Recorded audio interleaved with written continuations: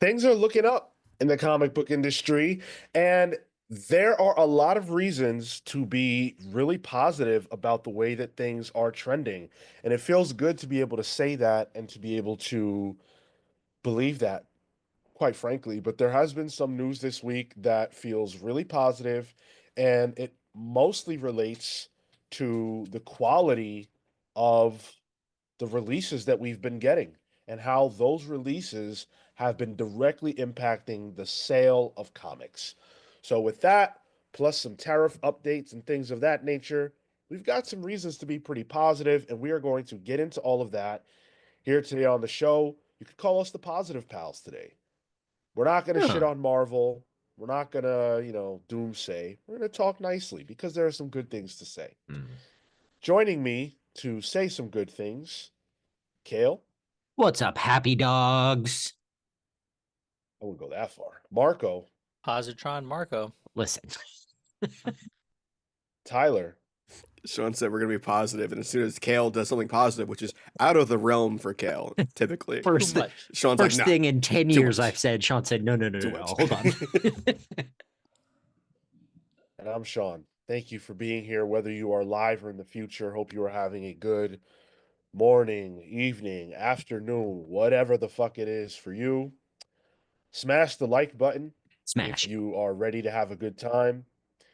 Subscribe to the channel if you're not. If you're here and you're not subscribed and you don't know us, stick around. If you enjoy the show, hit the subscribe button later on. If you've been around and you know what we do and you like it, just subscribe. You might as well. We're almost at 5K. Help us get there. So close. 50 away, I think. Yeah, you're edging us. Come on, let's just get there. There's always that one douchebag that hears that and unsubscribes, right? Yeah, yeah. Or like you hit the threshold and then they're like, oh, they got it. I've totally done that myself, so I can't hate that. Probably to us. Oh, most definitely, yeah. Dog said, I run this channel. Fuck them. Let me get humble. Lucas Hallner asks, in Philly for a convention, any good comic shops you guys know of? Yes, give me 30 seconds to get the name of it, but it's on South Street in Philly. Same. Don't forget to go to Pizza Brain as well. Pizza. Oh, it's a Brain. good spot. Atomic City Comics. That's the one I like to go to in Yeah. Philly. Did we ever go to one with Phil? I don't I don't remember Certainly. doing that. We went, We I did. remember we went to one in Jersey. Yeah, we went to a couple in Jersey, but we definitely went to. I know we went to Pizza Brain. That was the great spot. Also, Brave New Worlds. It's a good one. I have marked down. And if City you want, Center. and if you want a good cheesesteak, go to John's Roast Pork. That's my recommendation. There you go, Lucas. Hope that helps, dude. All right. So let's kick things off with a word from Adam Freeman. Adam was on the podcast a few weeks ago. You guys heard him on here. He's from Prana Direct Market Solutions. We had an amazing conversation. But he had some good things to say about the state of comics and sales. And coming from the people whose word on this I think is most important, which are the people who are selling comics hand to hand every single day. That's the retailers. And so Adam speaks to retailers all the time, and here's the word. Heard from my fourth retailer this week reporting double-digit growth quarter one. All of them have said it's been single issues that are driving the growth. Now, that right there, we've got retailer comments to get into, but that right there is incredible to hear because we talk about how successful compact comics are. We talk about how successful manga editions are, even trades and stuff like that. But to hear that single issue comics are driving growth in comic book shops in 2025 is something that if you go and peruse a lot of comic book channels, you would hear that that's impossible. There is no growth in the floppy format. But here we have retailers saying the exact opposite. You know how people talk about like recession indicators? It's like, oh, this is Yeah. happening, so there must be a recession coming. I knew comics could potentially be in a good spot, an indicator for that. Once I saw people from Barstool posting their single issue comic book hauls on their Twitter pages, and like, I don't even follow any of them. I'm not a Barstool guy. I mean, I don't think any Barstool guy would wear the jacket I'm wearing. Um, but yeah, Cale agrees with that. But I think it was Absolute Batman. I saw a couple Barstool guys on Twitter, just like in my like For You page, buying Absolute Batman #1 and then continuing to go on Wednesdays. And I was like, that's wild to see because they have huge reach, those guys, for an audience that comics probably would love to just get their grips on, young males in like the 18 to 20s demographic. But although Barstool's branching out to women as well. So once I saw that, I'm like, oh, are people picking up single issues again? Like, is that a thing that new people are doing? Guess so. It's interesting that this aligns with just as I started picking up more comics physically. And so it's really good to hear that through my efforts alone, Yeah. I was able to show that much growth across the industry purely by buying single issues. So, hey, everyone, you're welcome. It's a tough job. It weighs heavy on the shoulders, but I stand tall. Hound and Sean kept it afloat. Yeah, exactly. Holding up the pillars, but Marco came in and, really got us over the hump. Right. Didn't even mention Bean on that one. Wow. It's self-explanatory. You guys think that's a joke, but every body who buys comics counts. Marco stepping in and physically going to shops, that's a big deal. That really helps out. Each one. That's how I feel like I know the industry is on an upswing when I'm no longer buying digital. There's a fervor to that. Can I ask you why? I don't think I've ever asked you why you started picking that up again. Was it the shop experience? It was going back to the shop experience. It was kind of just like with All In, it just felt like, oh, I'm part of this moment again. Where previously I think we haven't had some of those things. There have been events, there have been, new ideas thrown out, new creative teams, all that kind of stuff. But this felt like a momentous occasion from DC, from Marvel to be like, oh, there's a movement here that isn't just I'm gonna go pick up comics. It really flies in the face of, and this includes me, people who say, the trade is the way forward. I think it just goes to show that comics is an industry that's built on the floppy. And the floppy is where the momentum is. And that's the biggest key. It's very difficult. I truly can't even imagine Marvel or DC trying to build momentum for their books or have this kind of wave of success via the trade format. Just because of how important the week over week conversation of comics is. How do you generate that same kind of buzz when you're dropping trades? And then you have, probably 6+ months break between releases. That's death. And it just becomes it becomes book publishing, at that point. And it's, it's harder, like you say, to keep a conversation going and keep things in the zeitgeist. Do you think there's anything to be said with the shortened windows for release dates on their Unlimited apps with DC Unlimited and or Marvel Unlimited and DC Infinite?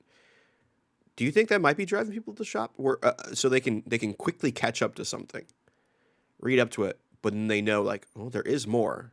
Here's how I get it if I really want it, because people want that immediacy that is hard to get in a trade format. When we talked to Chris from Global Comics, back in New York Comic Con, one of the things that he said is those kinds of apps tend to be a first touch point. Global Comics, DC, Marvel Unlimited, all those kind of things are the first place somebody might come into contact with outside of um what is it? Outside of like pirating comics, reading online, that kind of thing, because the shop is hard to come by or to know about if you're just getting into this. You might get something out of Barnes and Nobles, then from there, okay, I want to read some more comics. Either you go back to the Barnes and Nobles, you go to or you come across one of these apps, um, and then from there, you maybe get hooked enough that you're willing to go and explore from that. I can imagine the flow of digital user to physical is stronger, not probably not a lot of volume, but is stronger than the other way around, physical to digital. I don't know. I mean, I think, we're hearing pretty loud and clear what books are selling, and we're gonna have a direct report of the top 50 books. And I actually would attribute a lot of the success of these books to social media. That's what I think about, because when you go online and you see how much people talk about Ultimate Spider-Man, or all the Absolute Wonder Woman fan art, or the Absolute Batman conversation, I think that those things are driving people to shops to buy comics the same way that all of the social media around Krakoa really caused that to blow up. That's an avenue that didn't exist in the way that it does 30 years ago, to where you could have a viral explosion like this without a person having to ever have stepped foot in a comic shop. You can see how cool Absolute Wonder Woman looks by just opening Twitter. And I think that is a massive deal. But let's hear from some of the people that are selling these books. We've got some quotes. These are provided by Bleeding Cool. And David Romero of Comics on the Green in Philly, actually, in Scranton. So I don't know, Lucas, if you're going to be in Scranton, because you could go check out Comics on the Green. David says, "We had a great first quarter as well, and March finished especially strong." That's great to hear. Uh, Carlos Camara of Gotham Central Comics and Collectibles in Ontario, Canada, said, "Make us your fifth store. Best Q1 in our 14 years." Damn. So that's going back to the New 52. That's wild. Sounds But 2 points where DC had huge publishing initiatives. big name, big awareness. Yeah. I love that.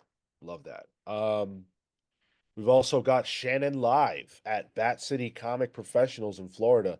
We are up 16% over last year and up 25% to 2024's Q4. We have no cards, toys, or games, so that number is solely comic market specific data. Now, what's fascinating about that is that what happened in Q4 of 2024? The earnest launch of the Absolute Universe. So that means that those books dropped in this store. It's all very store specific. But those books dropped, and they didn't quite see that increase yet, but now these new initiatives and things are driving huge sales at this store. So it's been a ramp up. It's been word of mouth. That's what that tells me. There's a long tail to this. It's not going to happen immediately. You're going to see it in a couple months, couple quarters time. Well, and I think it shows that, the maybe people weren't so on board, but through the word of mouth, even over, it's been 6 months, say, like that's an explosion of growth and uh you know good word across social media to get people to these stores. And I think we're gonna prove Cale right here in just a minute. Um, Here's a word from Christina Blanche, who runs All Yeah Comics in Indiana. New people are in the shop every day. We are selling. It's a great time for comics, even with all the turmoil. Love it. Want good, yeah. entertainment. It's a hard cost value entertainment, but they want it. And let's do one more from Kelly Anderson Hang of the Buy Me Toys and Comics in Indiana. Customers are excited about coming in for their comics again. They are reading and loving what they are reading. It's great to be able to engage this way so we can point them to other series, trades, or whatever might be in print and on our shelf to interest them without scaring them off that we are trying to upsell them or sell them to something else, which is ultimately our goal to keep them coming back. That is an incredible, incredible fact. So last year, I want to say it was around this time, there was a sketch article that talked about the apathy with which a lot of customers were approaching buying comics. This would have been around the time, I think, of God's #1 being a $9.99 book, Ultimate Invasion following suit, and there were a lot of people picking those books up even though the sales of those books were not as high as they probably should have been. There were a lot of people picking them up, but they were feeling like, eh, you know, I guess I'm picking this up. It kind of sucks. I don't know if I care. And we're hearing the direct opposite right now. I mean, that was square dab in the middle of DC kind of treading water. We knew something was coming, but they weren't there yet. And right in the middle of Fall of X around that time last year. If you go to Palace Walls, I'm sure our sentiment was pretty similar. It was. Yeah.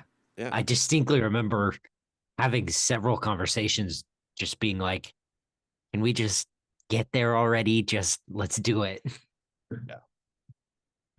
I think the first tease of it was Ultimate Spider-Man. We would have gotten that around January of last year, right? Yeah. Something like that. So yeah, that's probably the first straw there to start piling on that camel's back, and now we're in a really good spot. Anecdotally, Atomic Hound says, my LCS is booming right now with ages 20 to 30. First time in a while. Absolute may have recaptured that lost generation. Well, Dakota X Spiral Storm says, good to hear all these LCSs are doing well. Mine is closing. I mean, we do have. I mean, that sucks. Spiral, that's happened to me Rest multiple in peace. times. It's not fun. Yeah. But at least we do know. Like, at least we had a stat recently, Sean, that was like there wasn't the actual number of comic shops hasn't really changed. There's a lot of like if one closes, Yeah. usually another one opens Yeah. up somewhere else to fill the void. Mm-hmm. Totally. Now let's talk about what's driving this success. ICV2 is an amazing website run by Milton Grip, who is obsessed with the numbers behind comics and games and things like that, like card games and shit. And they put out sales rankings that are based on point of sale data at comic book shops. And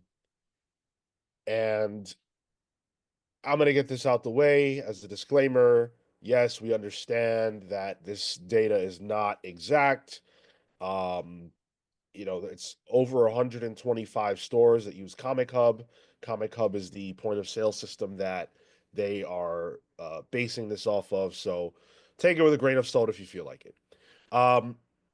These are the top 10 books. Batman 158. That is, of course, Hush 2, issue 1. Come on, 400K pre-orders, 400 plus K pre-orders, and then who knows how many non-pre-orders. I'm one of those non-pre-orders. So there you go. Absolute Flash, #1. It's #1, of course. Absolute Batman #6. It's Absolute Batman, that's great, but it's also #6.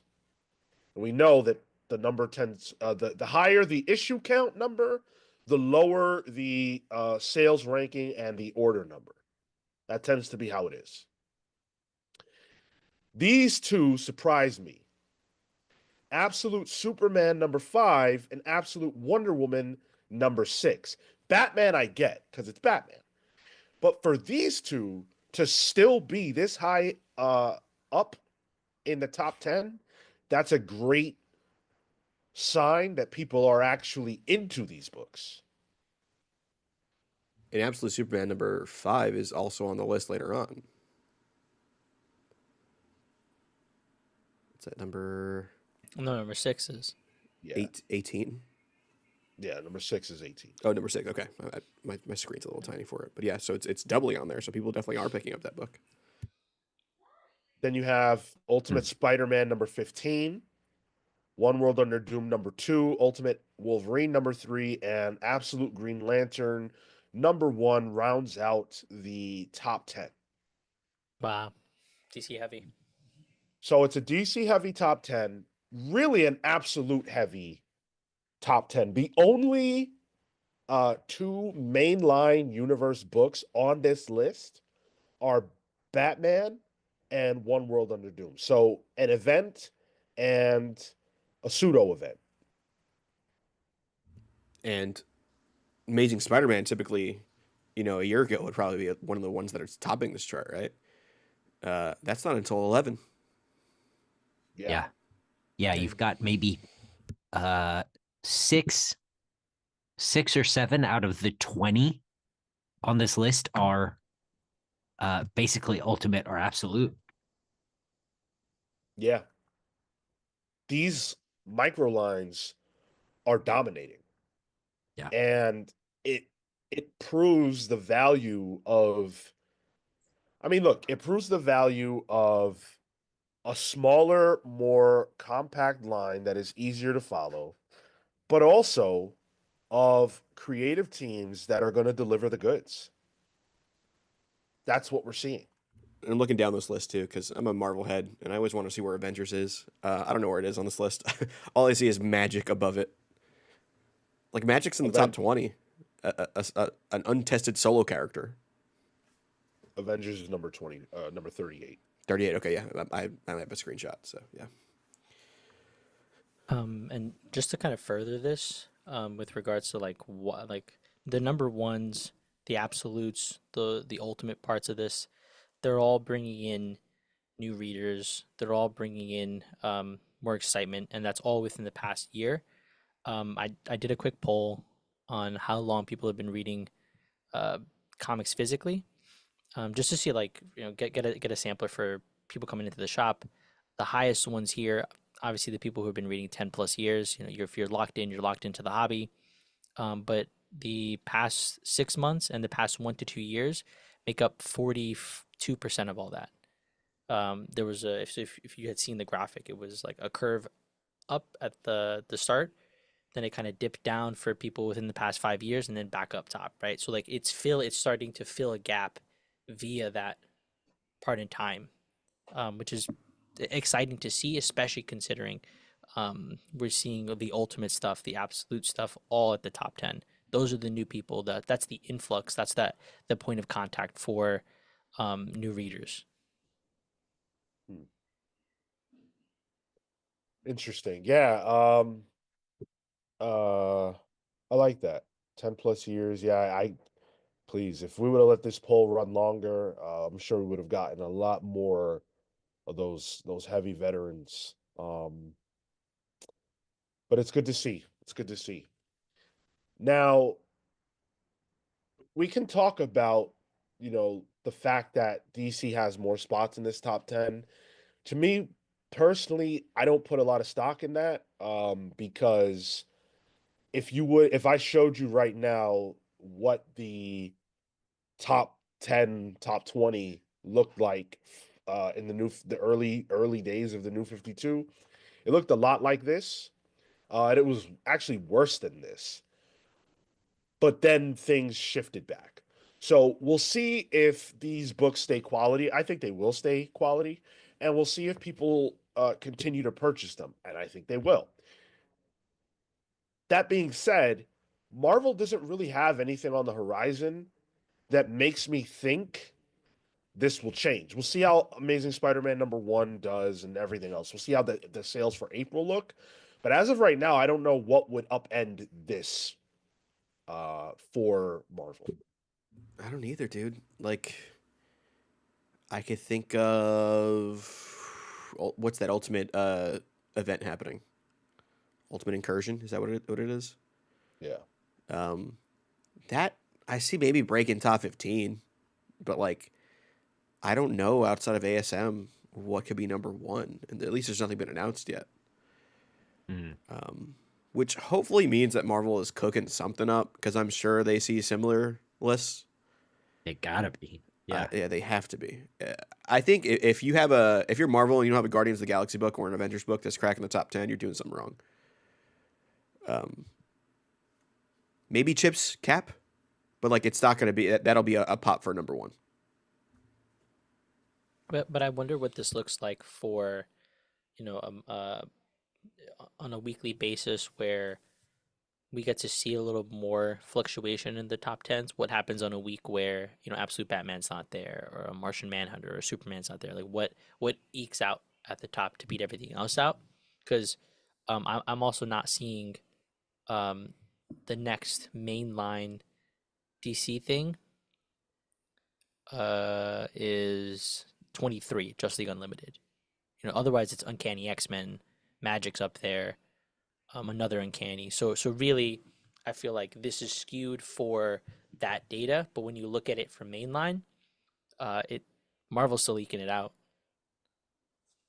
Yeah, when you look at the Hmm. totality of the top 50, it's a Marvel, it's a bloodbath. Marvel is dominant in the top 50, but the top 10 is absolute DC centric. Hmm. I would like to see DC get the sales of their other books up because absolute is a nice trick and I love it. It's not going to be around forever.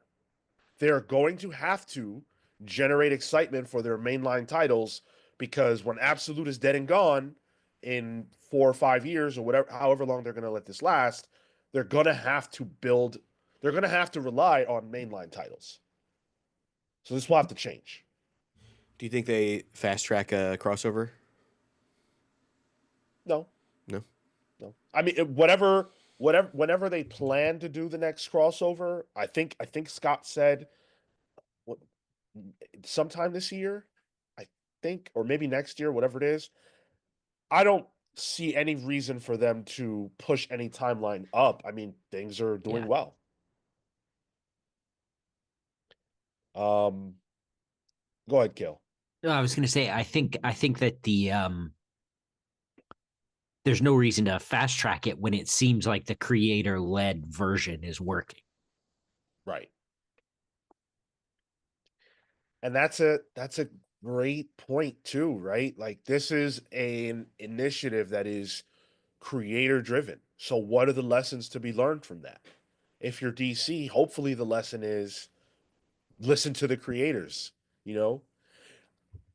I'm not a guy who says, fuck editors. I'm not a guy who says we don't need them.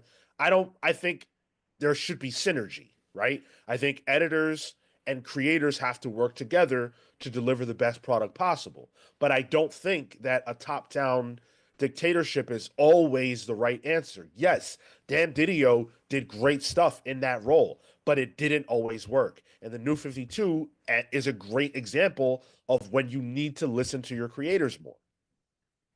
People who think there shouldn't be editors is a wild take. Well, people Um, don't even know what editors of comics yeah, do. that's true. That's true. Okay? So in terms of mainline DC, Summer of Superman's coming up with a movie. That should be a good indicator of what that looks like because I think a lot of those, like Supergirl by Sophie Campbell, that seems creator led as a new title. So I'm kind of curious to see what the sales will look like for that, and Dan Slott's run, another one, because that's since All In probably the biggest push for a mainline book. Yeah. I mean, I'm sure Dan Slott's number one is going to do quite well. Um, I'm interested in what the long tail sales will be. Oh, so crypto. You want to see those crypto sales. He's got kind of a long tail. Yeah. Yeah. Okay. Thanks, Cale. Okay. Yeah. So I mean, these numbers look great. I think they give us the impression that things are looking up. And it's nice to see, some of these titles listed like I mean, it's number 31, so that's not amazing, but Fantastic Four is there. Godzilla Yes. versus Fantastic Four, number 1, is 12th. Like, what the fuck? Yeah. Godzilla? Hell yeah. I'll take it. I'll take it. Are there any things that concern you at all when you're looking at this list? I have one. I'll go with my one. Go Okay, first. go for it, Marco. It's interesting that Green Lantern here is that low, especially for it being a number 1 compared to the Flash or Martian Manhunter. It's not above Absolute Batman, Absolute Superman, or Absolute Wonder Woman, who are a couple issues deep. That's probably my only concern, and I feel like also we were all pretty lukewarm on that compared to the other ones. So I'm curious on how that book in particular is going to fluctuate as more issues come out. Is that going to drop? Are we going to see that as the laggard to the absolute line books? I think with Absolute Green Lantern, it's twofold. I mean, Green Lantern in general is a secondary character. And then partner that up with the fact that they put the least recognizable Green Lantern on that book as the lead, and on all the press and the covers.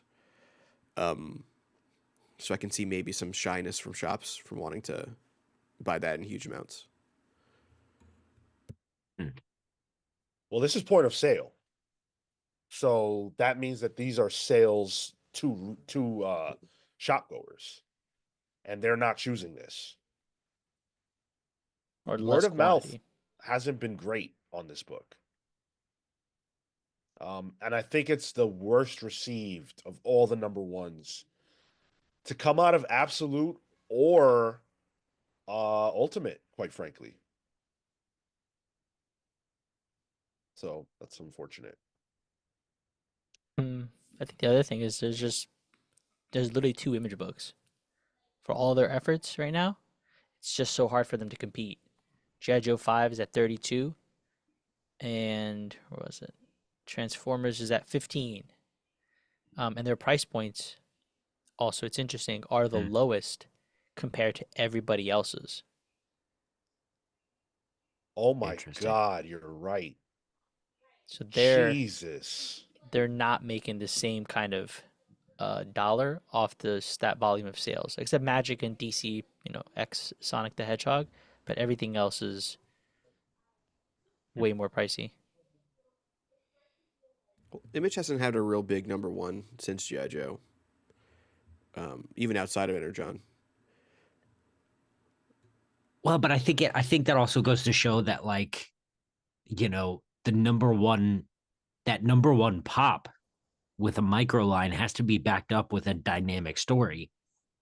And I don't know if G.I. Joe is going to be interesting enough to keep, people coming.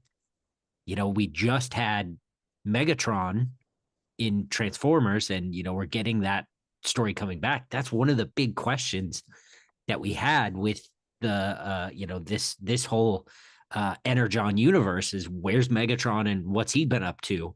And now that we have that, where are we going to go? The other thing too is, like, this is a ranking, so it's all relative to each other. So the numbers could still look good for these Energon books for them, relative to tons of Marvel and DC books that people have already in with in terms of the ecosystem. I don't know if that's the fairest without seeing full on numbers. Like, this could be a damn good Energon number for all we know. It just so happens that a damn good Transformers number gets beat out by Godzilla vs. Fantastic Four or, almost Magic. I mean, if you look at sales figures over years, I mean, this Transformers ranking is fantastic. Oh, sure. Yeah. I'm sure that Image is very happy with the fact that they got a book in the top 15 because Image ain't doing that without Saga, back in the day, or nowadays a new James Tynion #1. It's just not happening.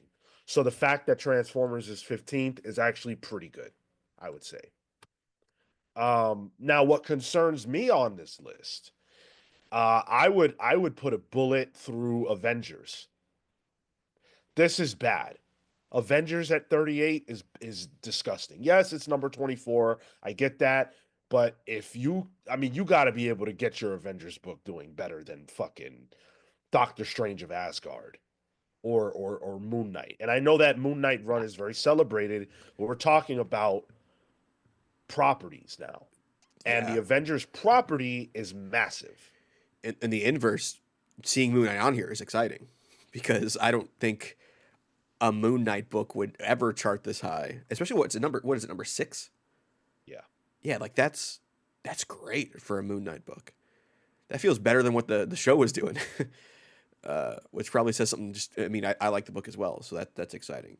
But yeah, Avengers shouldn't be this low. They got to shuffle the deck. I They mean, really do. they have to. Yeah, they need to get my man off that book.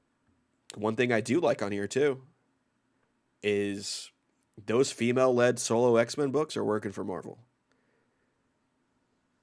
There's how many of them on here? We got Rogue the Savage Land. We got Psylocke, Storm, Magic. NYX is a mostly female team. So, I mean, could be held up by variants. There's tons of variants for each of those issues. And we got people like Hayden's Hideout who will buy those. So that could definitely help. But that gamble that we were questioning from at least a creative standpoint, that maybe I still do. But from a money standpoint, it's working for them. So expect to see Marrow #1 in 2027. Well, and to back that up too, Uncanny X-Men is holding up the entire line, right under Yep. all the ultimates and absolutes. Oh yeah, X-Men's at 33. Damn. Oh, actually 13. X-Men 13's at 20. So, but that's an event. Number 14's 33. So. No, that's X-Men. That's Jed McKay's X-Men. Uncanny is what was that? 14. 14. Mm. On a tie-in to that crappy event. Yeah. At that. So that's pretty good. Real quick, Atomic Hound with the 1999 says special shout out to the love of my life, Mrs. Hound, who celebrates her birthday on Wednesday. DC, don't let Absolute go so long that it's a mercy killing and no one cares.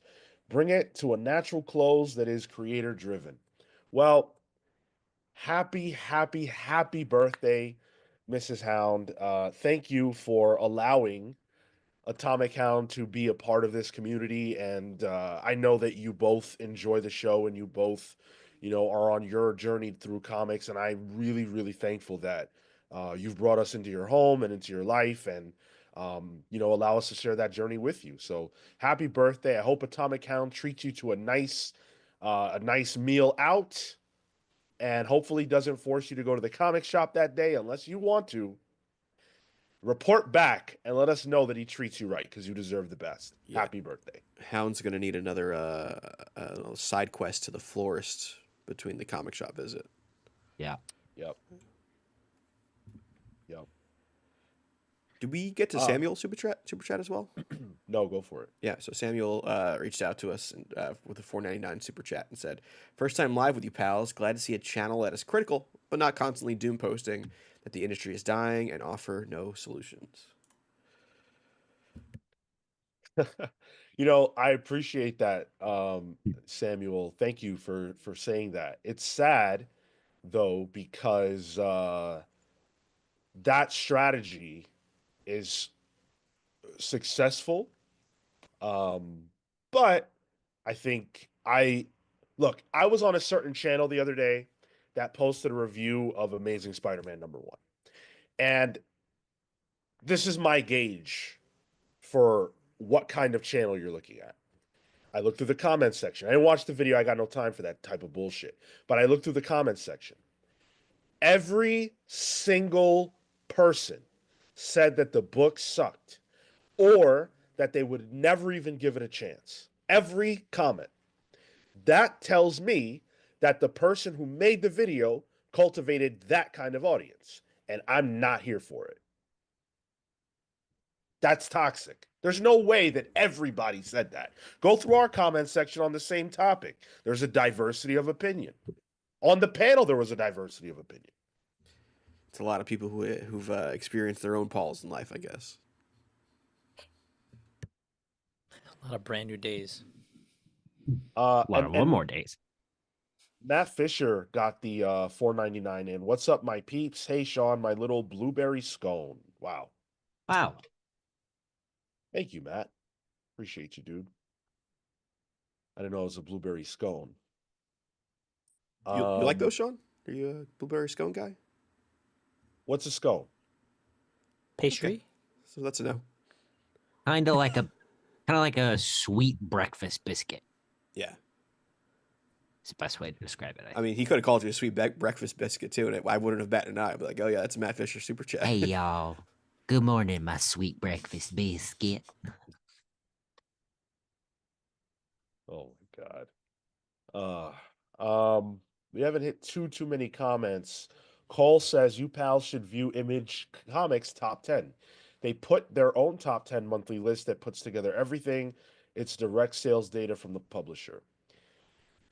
I don't know if I care about that. And the only reason I say that is because for me, relative to the rest of the industry, a siloed top 10 doesn't mean anything.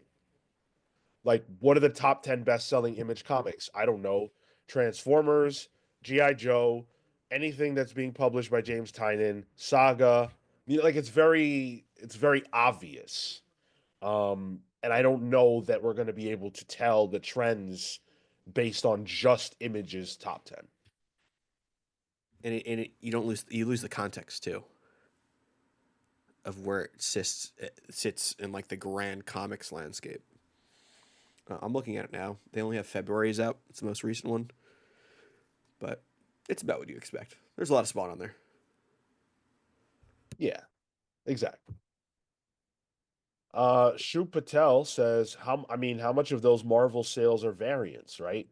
Well, look, it's not like Marvel is the only company that does variants. How many variants were there for Absolute whoever, right? Variants are a big part of the sales of any comic for the big two, certainly. So I don't think that's fair.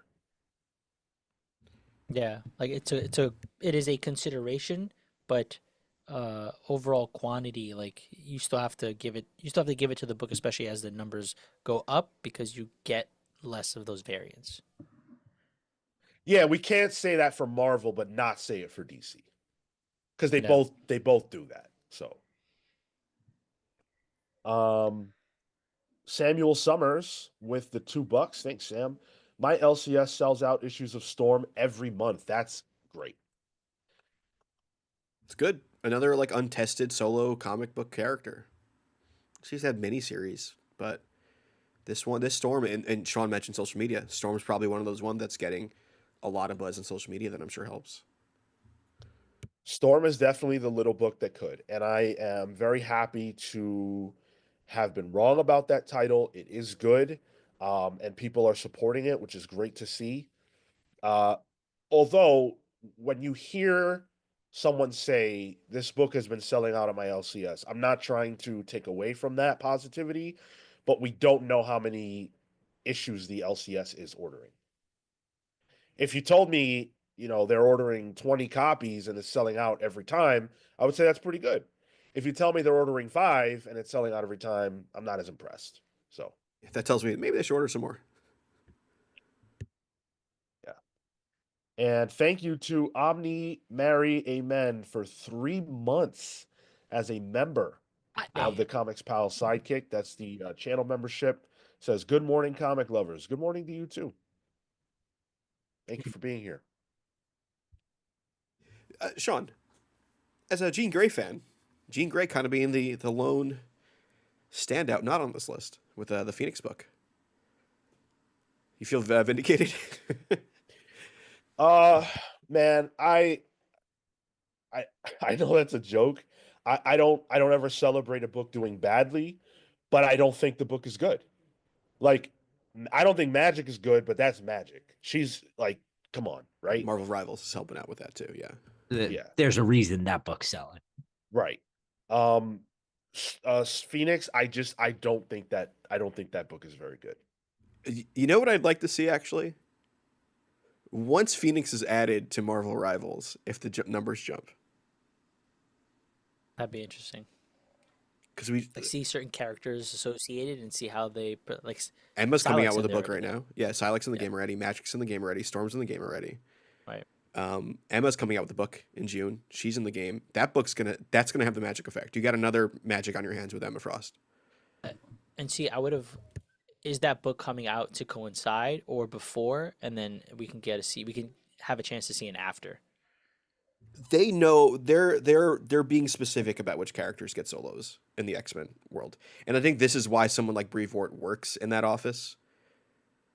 I know people lambast maybe the creative direction of things, but it's working in this regard. Uh, yeah, I think that Jean Grey as a character has probably more fans than any of these people except for Storm. But the problem is that we like Jean for reasons that they're not showcasing in the book. That's why I'm not buying it. So I don't think this book has really done right by core fans of Jean Grey, and I think that's the reason why it's not selling. A Jean Grey comic on the shelves and I'm not buying it, there has to be a Um, problem. Go I ahead. want to address this comment from Dr. Cobblestone. Says TBH, I think DC Compact shows the problem was never quote wokeness rather than accessibility. I think to the accessibility point, the that shows for DC Compact Comics and their success, and you have made contact with potentially more casual readers, and therefore there's like something for them. But I think beyond accessibility, I would say the awareness of it, that being the those people who are not familiar with or unaware of the book, and this is what we're seeing right now with the floppies, right? If we're seeing an increase in floppies, that's only because Ultimate and Absolute have driven that kind of awareness enough to get people to come to the shops to buy individually on that basis. So I think that that's kind of the lesson there is the problem maybe isn't the accessibility because you have the trade. The problem isn't some kind of agenda, but rather people are aware of about these things because good stories are being told, and that's the success of driving more people to these publishers to the shop. And Dr. Cobblestone followed up saying, like a lot of people resonate with these characters, they just needed a way to get full stories for $10. And I think that's fair. I think you'd be on our side here, Dr. Cobblestone. But if anyone says wokeness is the problem, you could just stop listening there, because there's no actual argument following up. That of all the kinds of comments we get, that is the absolute dumbest fucking comment. Like I would rather nobody who thinks that way watch this program. Just because like you don't get it. You don't get it. Um that's stormtrooper bullshit. Uh Jonah Hex with the 10 BYN. What currency is that? What's that? Belarusian ruble. Did you just Google it too, Cale, or you knew that? No, it's right off the dome, Oh, baby. got it. Okay. Thanks, Jonah. Says, I think it would have sold better if the comic was about Tucson instead of Phoenix. Nice. That's good. Wow. That's good. For someone with Belarus currency, that is a very Arizona-based joke. Yeah. Glad. Hey, thanks for spending it on that pun. That was good. I welcome paid puns on this. I do them all for free. I'm a Flagstaff man myself. Um, Gore Vidal says Saga has tanked at my shop. Only 2 people have it on their pull list, and the other copies on the shelves sell poorly. Vaughn made a mistake taking a 3-year Saga hiatus. It never recovered. 1,000%. That did such damage to the book. And again, it's that awareness. If you don't have people familiar with something that's coming back, or the people who were on the already built in had that habit in practice, and then now you cut that off, you're not going to see those kinds of things come back. You're not going to see those things sell the same way. And at that point, 3 years is enough that comics can pass certain tastes by, and now it's absolute, now it's ultimate and energon. That's it. You're not you're not the big indie book anymore. Yeah, definitely. Saga buried itself, and the creators did what they had to, but the market responds. And it's a shame because it's still pretty damn good. I have every issue and I But haven't read it yet. I think I'm the only one who still reads it actively. It's still downloads. I have it on an auto pull for what we call it, Yeah. Comixology. Yeah. I had 2 years to catch up with about a month ago. And it was like 7 issues. Yeah, there were some delays. There's delays, and I think they took another. They take breaks between arcs now. Yeah. That are a couple months long. Yeah.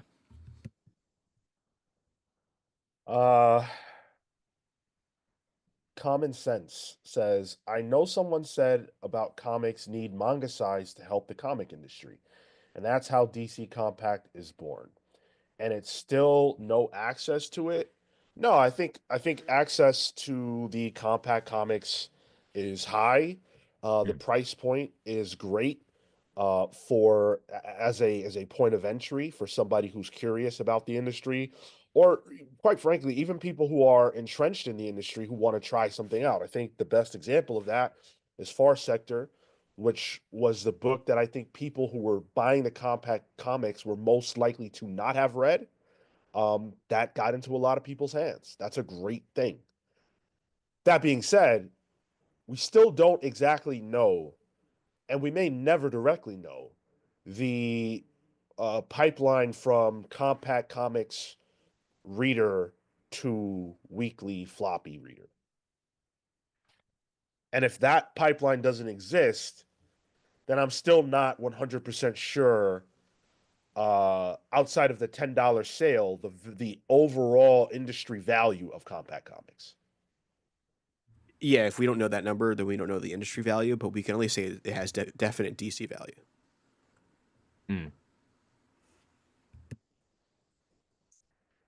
Thank you to the over 100 of you that are hanging out with us right now. Really, really appreciate you. I want to remind you to smash that like button if you're Smash enjoying it. the conversation so far.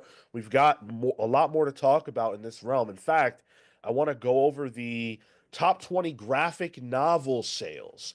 I always feel like the weekly floppy sales are compelling, but the graphic novel sales turn the industry on its head. It's almost the opposite of what you see in the floppy sales. So we're going to get into that in just a moment as well, and we've got plenty of news to dive into. We're going to talk a little bit about Diamond and the craziness that's been going on with them, and we have to say goodbye to the end of an era involving Spawn. If you know, you know. If you don't know, you will know. But before we get into all that, I do need to take a quick moment to celebrate our patrons. Patreon.com/the Comics Pals is the best way to support the show. We are not sponsored by anybody except you, dear listener. And so I want to take this opportunity to say a special shout out to our Pals vs. Legends, Thunderstruck Rebecca Alejandro, the Hound of Justice, Atomic Hound, Starcross Catherine Stars, the Red Spiral, Spiral Storm, Adam and Bernie the Best Boy, the Spear of Judgment, Jace Jumble, Matthew Malice Price, Jalen Jackson, the Sanguine Sorcerer.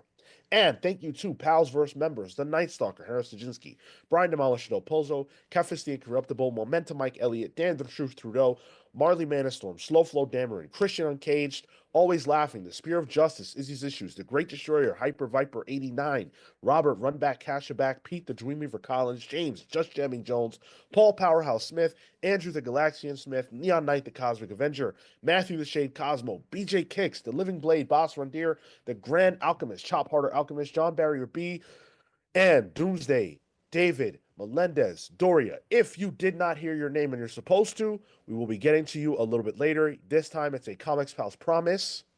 And we have a new origin to deliver, so stick around for all of that. Now, top 20 graphic novel sales for March 2025. This top 10 is crazy, but this is how it tends to go. So you've got Ultimate Spider-Man Volume 2, the paper. That's number one with a bullet. That's what they named the volume? Oh, okay. Yeah. All right. Not exciting. Invincible Digest Edition Volume 1. This is the Invincible list, by the way. Oh, yeah. Yeah, big time. Have you seen those digest editions, like in the wild? I don't know. They're I saw one really recently. cool. Yeah. Yeah. The design for them and the cover art, it almost feels like Chainsaw Man, where like they show a character, like they display a specific character, kind of like a Oh. super zoom, almost. And they're all different colors. It's Yeah. genius in terms of like marketing and how it looks on a shelf. Interesting. It's very simple design work. We've got so then it goes into Ultimate Spider-Man Volume 1. Then you're looking at Invincible Compendium Volume 1 and 2. Then Batman Hush, the compact form, which is interesting. That we can get that specific. Daredevil Born Again, the Marvel Premiere Collection edition. So that's great news. Then you have the Court of Owls DC compact version. The book that's always on this list, The Last Ronin, TMNT, The Last Ronin, always here. A couple more Invincibles. Red Coat Volume 1. That's the first Ghost Machine. Red Coat is Yeah. the Yeah. first Ghost Machine book on here. Ah, cool, Yeah. guys. And that's number 12. Yeah. Yeah. Wild. It's good though. Yeah. And you have Ultimates Volume 1, All-Star Superman Compact, Watchmen Compact, Transformers Volume 2, X-Men by Jed McKay, Helen of Windhorn, Universal Monsters Frankenstein for some crazy reason, and Oh, Rook Exodus. Wow. Wild Wow. list. It's so interesting that Image is taking this list over. Invincible is really. I think that's Image's place. Yeah. Yeah. And I think that's I could be speaking wildly out of turn here, but I think that's sort of where they belong because their weekly comics grind isn't the same as Marvel and DC's. Hmm. You're exactly right. And for anybody who is surprised by this list, you shouldn't be because it is always like this. Marvel dominates typically the monthly sales of comics, but when you look at the graphic novel sales, they're ghosts. I'm surprised that they have as many spots here as they do. And that's because of the Ultimate stuff. Yep. And DC, the only DC books that are on this list are compact books. 7 out of 20, so almost half, are compact versions. The Digest, the Marvel Premiere, and DC Compact. And the DC ones are frankly books that would probably be on this list even if they weren't compact editions anyway. But here's the problem, guys. Here's the problem. When you look down at the top 20 graphic novels by dollars, none of the compact editions are on the list because they're so cheap. Okay. The only one on Yeah. there is Daredevil Born Again, the Marvel Premiere. But that one's not as cheap. It's another $5. Yeah. That's what I talk about when I'm talking about the true value of the compact comic, because you got to sell two of those babies to make up Ultimate Spider-Man in trade at $20. Dollars matter. And I guess in that case, right? We've talked about it being a loss leader. If that's the case, then it's serving its function. Like I wouldn't attach a return because the expectation is I'm there purely for the volume of it. I'm outputting enough so that there's enough people getting the books, not necessarily that it's leading back to you know the sales dollars. I need to hear DC say that though. I need to know that that's their point with this, because if it is, great. If it's not, then to That's a me different this isn't great. that's a different conversation for sure. Well, the fact that they announced even more compacts last week should be an indicator of that. All that indicates to me is that they're going to continue to do compacts. But the reason they're selling them, like the point of them has not been revealed by DC. Are they thinking about it as a loss leader? Do they consider it that? Is it just a point of entry? Do they see data that tells them that, hey, people are going and shifting gears? Or are they happy just making that $10? Those are relevant questions that DC has yet to answer. We also don't know how much it takes to produce them too. So even though it may not be hitting the top 20, it might be cheaper to make too. So it still, is worthwhile for them. But also it might just be good to just have eyes on your properties. Just the market share of recognition as well, or that loss Yeah. leading could help with. Yeah, it's that awareness piece. People have to know that these things exist. It's got to be a positive for them if they keep coming out with more. I'm interested to see the demographic, like the age demographic to this, because if this is, as people have, let's say, assumed because of size, is meant to be competitive with the manga market, then I would imagine the age demographic there is younger, and it's a new stepping stone for those readers, not like a trade where it's somebody who's already entrenched in the hobby of floppies and comics and waiting for that collection. Those, I think, are two different audiences at that point. And Sean, this list doesn't include manga. The only reason Berserk is on here is because it's published by Dark Horse, correct? Yeah. Okay. Yeah, and again, these are sales inside of comic shops. So yeah, it's worth pointing out. But yeah, the graphic novel sales are always interesting to me, and in that market we do see some different things. But you know what? I do want to make this point.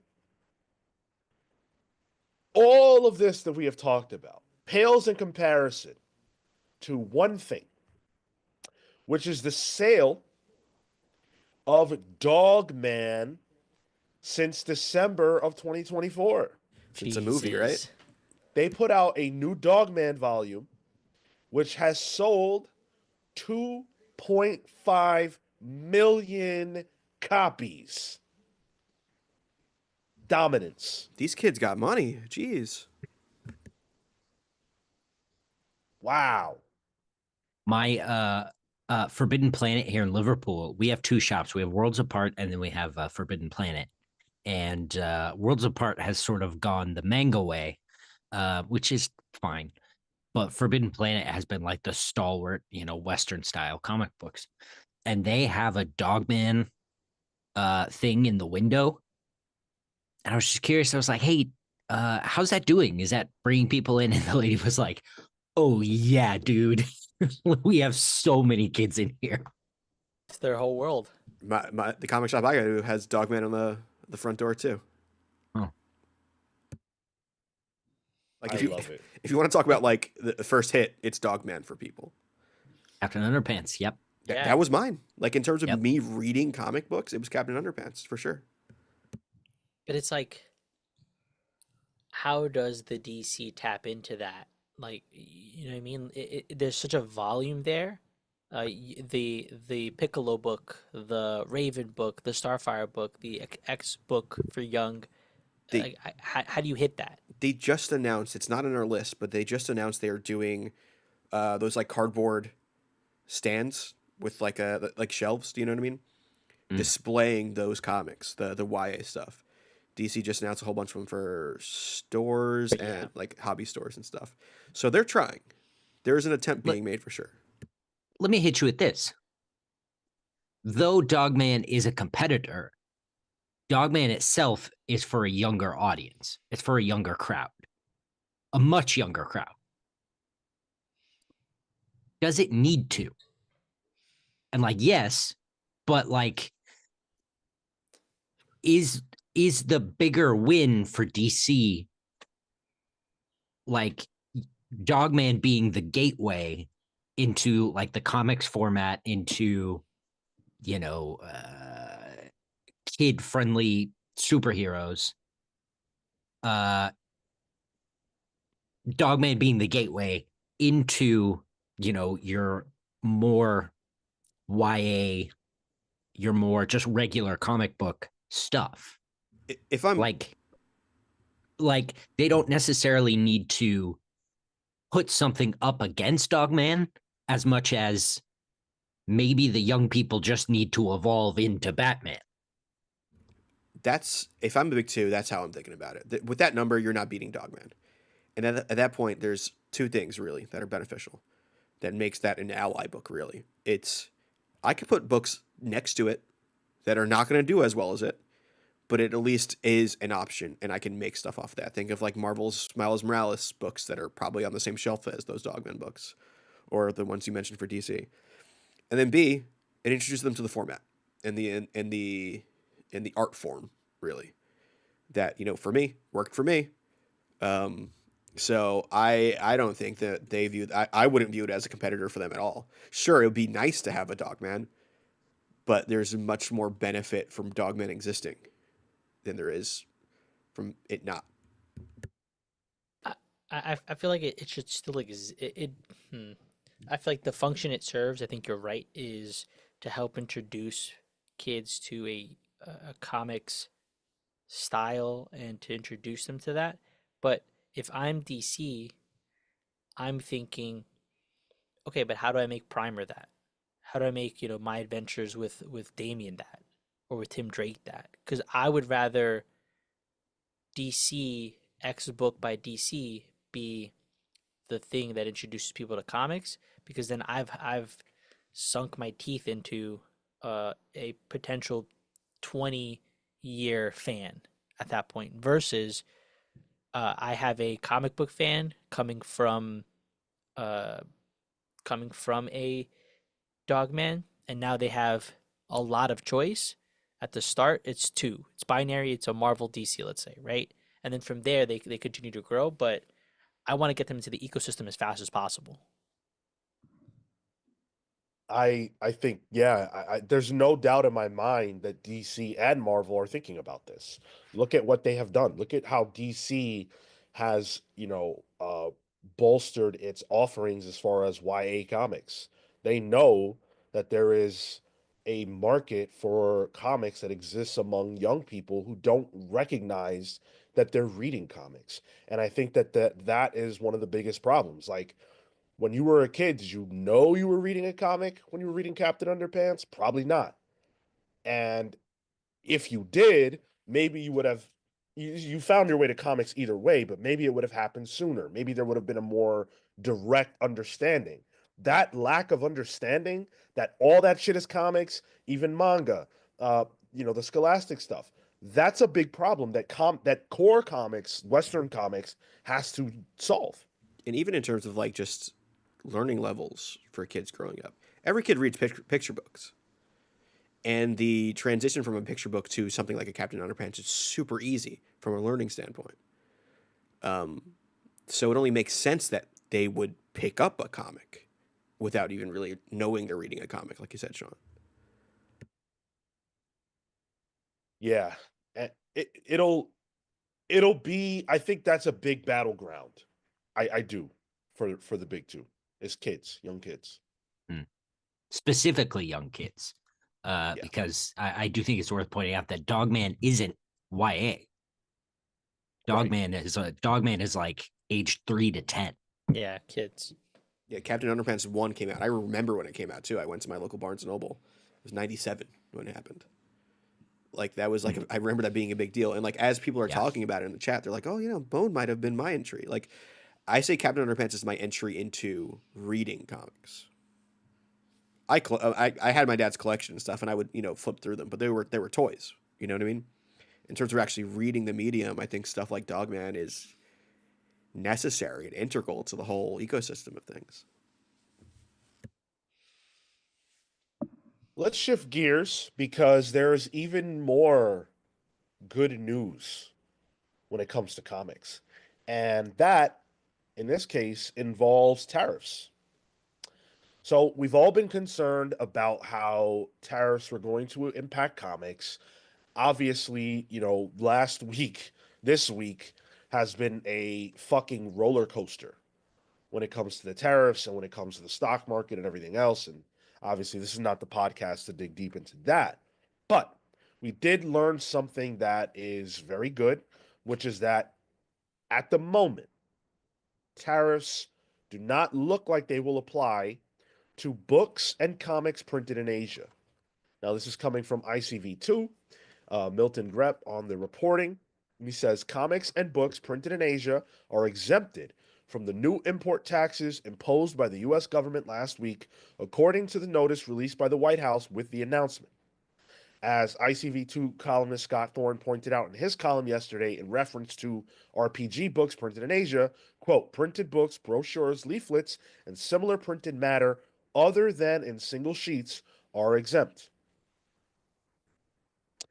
Now, that applies in the comic space. That's gonna be applying to your trades, your omnibus, and things like that are all printed in Asia. That means we are unlikely to see a rise in the cost of those goods. In stock trades just breathe a sigh of relief hearing that. I think we all did. Yeah, I mean, think about it. Like, if I'm gonna buy stay the same price, and you can get it, at the cheap from like even Amazon early on or in stock trades, and everything else goes up, that means that more people might be drawn to comics. Like there might be a good thing for comics to come out of this, out of all the bad. If my video games are way too expensive at this point, And they are. yeah, and there are going to be even more. Nintendo can't even put pre-orders out for the Switch 2 because they're not sure what they're going to be able to sell it for at this point.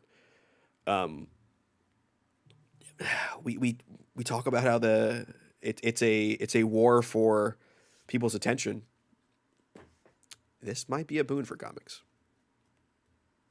You're saying because other things around it will get more expensive, we will default to a comic? I would have bought a Switch 2 I bought a Switch 1 as soon as I could. Yep. And normally I would have done the same for a Switch 2. I'm not doing it. Yep. Now I have enough money to get 2 more Omnibuy if I wanted to. Sure, I'm already in that field, but who's to say that won't help for someone else? If you can get an omnibus that you can put on your shelf, display, and go back to whenever you want, for now cheaper than it is to buy Mario Kart.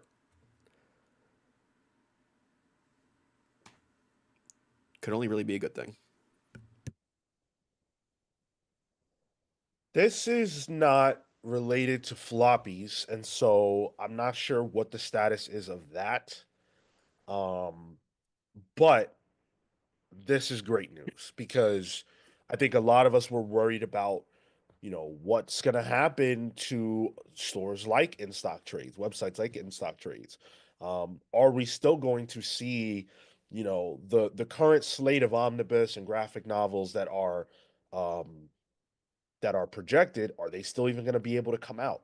Those were all questions that we had, and for now, today, it appears that we're in the clear.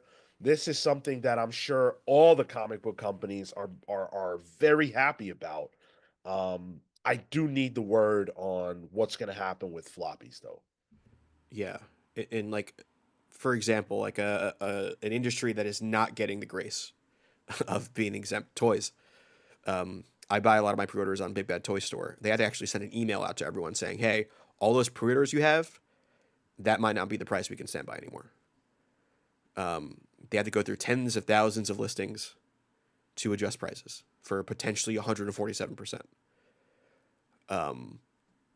It's rough, and to not have to deal with that for collected editions, that's nice to see. But at the same point, I could see Marvel and DC still upping the price of things. Just because everything else is up, the prices are rising. They don't expect people to actually understand why things are rising. If they can see they can raise the price of something and people will buy it, they will. And I imagine they will, right? Because They're gonna. Yeah. to some degree, you also have to assume some kind of operating cost has to increase.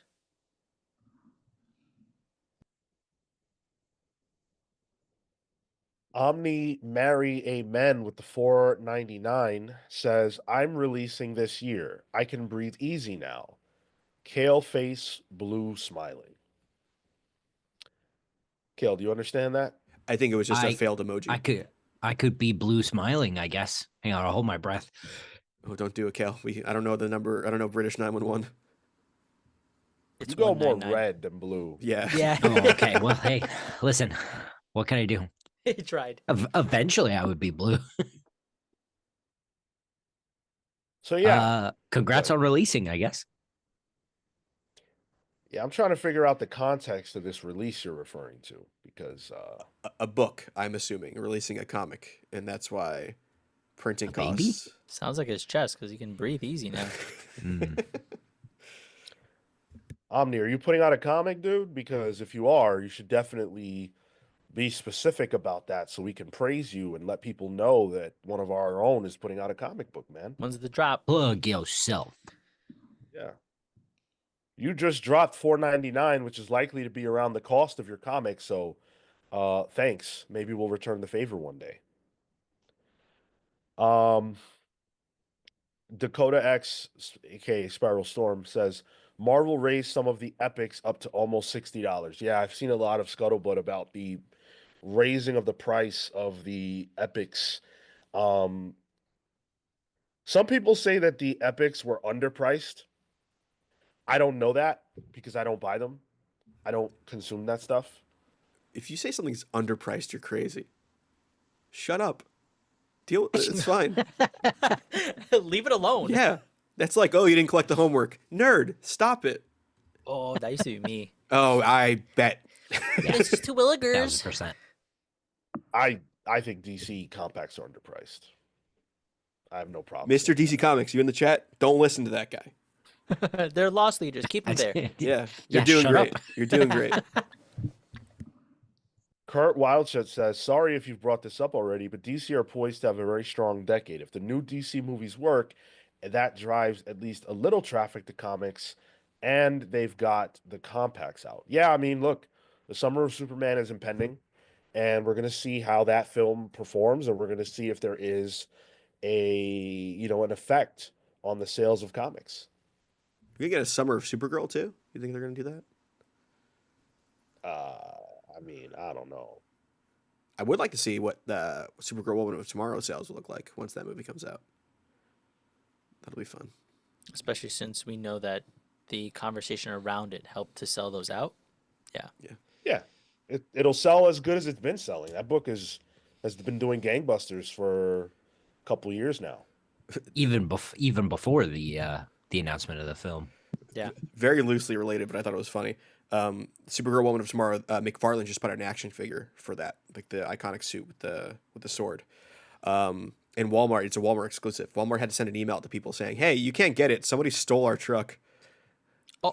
So Oh, yeah, there's a guy driving around a tractor trailer full of Supergirl action figures right now. So if we see anybody in the Discord, let us know what truck that fell off. Yeah, if somebody's selling those in Discord, let me know. Yeah. Cole, dude, I'll take your action. He says, I bet we'll get a Lobo book co-written by Jason Momoa in 2026. Look, I don't know Jason Bro. Momoa, but I don't know if he can write. He So, ain't no writer. yeah, I will take that action, dude. Ain't no fucking chance in hell Jason Momoa's writing a comic book. Ever. Certainly not a Lobo one. What's the bet? Talk to me, Cole. Anytime I think of Jason Momoa, I remember he's married to Lisa Bonet, and that blows my mind. Didn't they break up? I think they did. Yeah. Oh, they broke up last year. Now's my chance. when I think about Jason Momoa, I think about him fucking stumbling and falling into the street at the end of Flash or whatever the fuck that nightmare was. I think Drowning in that a puddle. Yeah. yeah, I think that was a a rib, to use wrestling vernacular, or a joke on Jason, because the behind the scenes rumor is that he is a raging alcoholic. Oh, So I don't know that that they were ribbing him on purpose, but I think it's kind of funny that that Kev is saying, "Don't do it, Sean." happened. well, if he's saying don't, it's probably because you're gonna win. He knows something. Cole said he's collected all the Lobo books. I'm doubling down. So double down, bro. Talk to me. What are we doing? You're doubling down against a real Lobo head. Yeah, See, I don't. Go ahead. gotta be an omnibus, right? Like that's gotta be the next. That's gotta be the bet. Is there Lobo. is there a Lobo omnibus coming out? Oh, there are. Yeah, there are compendiums go. too. Yeah, well, not coming Okay. out, but recently came out. Yeah, those new DC compendiums, the softcover ones, which I recommend. Actually, I like those. There's a Lobo one that just came out. Oh yeah, it's called Lobo Big Fraggin' Compendium. Um, I don't want that. So that hopefully won't be a part of the bet, because That's what you're getting. that will end up as a giveaway on the channel instantaneously. Omni Mary Amens with the $9.99, thank you, says, yes, I'll be putting out some of my novels as graphic novels. Can share more later, just listening now while I cook. Okay, sounds good, dude. I would Nice. love to hear about your novels. That's amazing. Yeah, hit us in the Discord. Yeah, we've got a novelist in the Yeah. chat. I'm for sure. illiterate, but I'm sure it's great. Yeah, it's a big problem with Tyler. He runs. We have to put all the everything's in numbers for Yeah. Tyler. He can't read. but No, he no, only you're does getting us numbers. mixed up. Marco's the Huh? numbers. Marco's the numbers guy. You need to send everything in wingdings to me. Hieroglyphics, of course. Of course. And wingdings. Spiral Storm says, what about New 52 Lobo? New 52 Lobo is something that I wish I could have redacted from my brain. I wish that I could be lobotomized to forget that specifically. That was the Twink one, right? Yep. Yeah. Oh. Oh, that's the one Horrifying. that set off the light bulb in Marco's head. I was like, oh, that one. Okay. That was the first redesign that I can remember in comics, just being like, what the fuck is happening here? What is this? And I don't even like regular Lobo, but that shit was garbage. Cole says, "I'll put up for whatever stakes, Sean." Dude, all right, man. Are you sure? Because I will hold you to it. So what? So the criteria is what? That there's a Lobo book in 2026. That's all. Well, written by Jason Momoa. Right, written by Jason Momoa. Does So I would say for me, I would say lose the 2026. A Lobo book coming out by Jason Momoa, Period. frankly, is Okay. enough. I'm tired of these no time limit No, bets. yeah, I'm not in for any more in perpetuity bets. I need concrete. It ends by this time. So if you're telling me 2026, we could do that. But if it's not, if there's no specific endpoint, I am passing on the bet. If By there, the end of 2026, there has to be a Lobo book out by Jason Momoa. I almost said James Momoa. That's Cole his said brother. co-written. my father. All caps. Okay, so more like a James Gunn Peacemaker tries the Peacemaker book situation. Mm, Dude's a big brawny fella. He's probably never read one. He's probably never written one. I think you got to give him at least a co-write. Because even Keanu Reeves didn't write Berserk. That's true. Look at That's Catherine just setting fuel to the fire, coming up with better stipulations on this. Sheesh. all right, Cole. I'll take it, dude. I'll take it. And so, winner gets an omnibus. Are you down for that? That's just no joke, dude. He said, within 2026, we will get a new Lobo comic co-written by Jason Momoa. All right. Winner buys loser an omnibus. If you are good with that, we can agree to those terms, dude. And I will see you down the road. Man, Talk to me. Hit me up. Kurt Wildshut says, Do you guys have any thoughts? Trying to bring us back to a normal conversation. Do you guys have any thoughts on a lot of the direct market heavies being nostalgia properties? Transformers, Thundercats, etc. Seems like the move is to appeal to existing fandoms. Look, we've talked about that before. Um, there is definitely a nostalgia market that exists for a lot of that stuff. Right now, um, not only is Image making nice money off of nostalgia properties, but so is Boom. And who publishes was it Dynamite that's Dynamite does publishing the on other that? Yeah. ones, yeah. Yeah, so there's a lot of money to be made by doing that. I think the biggest difference between now, today, and a decade ago or 20 years ago is that the books are actually good. 20 years ago, I started reading comics, and one of the first lessons I learned was to avoid all that shit. The only thing that changed my mind was when DC did those Hanna-Barbera comics. That was like it rejiggered my mind of how those books can be. What did it for me was when Marvel put out Star Wars comics. That Mm. was when I was like, oh shit, okay, you can actually do this good. It's Jason Aaron at his height with Stuart Immonen. Like, that's insane. Yeah. Yep. At that Darth Vader, man. Oof. Oh, dude. I would love to talk about that on a book club. Should we do a Star Wars book club one day? Just pick a Star IP Wars book comic. club. IP freely. Star Wars would be a fun one. Yeah, I like both of those. I like the IP book club. I like Star Wars book club. I think that could be a lot of fun. Write it down. You All would right, be Cole down. says we're locked in. Do you have like a sticky note somewhere, Sean, where you keep track of these things? Do you have a bookie? I have a steel trap for a memory. I don't need that. I pinned Um, them on the general chat. I think Of course you would. I lay the conditions out in a post and then I pin it. There should be a separate channel that people can't comment in, but it just keeps track of it. It's ongoing bets. Yeah. Yeah. Current bet status. Yeah. William that was- Turnbull says, go ahead. I was going to say, that's an actual suggestion, Marco. I expect that to be done by the end of Will says, how much I pay for mid AEW pay-per-view, I will gladly pay $90 per high quality Nintendo Switch 2 games. Listen, bro, you better first of all stop paying for those fucking mid AEW pay-per-views, dude. That Dynasty, man, I can't even imagine how you must have felt paying full price for that piece of shit ending. Somebody get that damn fucking title that's in a briefcase off of John Moxley today. Please. But like, they're not even mid. They're really good pay-per-views that end horribly that make it a mid pay-per-view. Mid. Wrestling's about more than the wrestling. Give me some story. Different strokes. Atomic Hound says, has Sean ever actually won one of those bets? Yes, I have.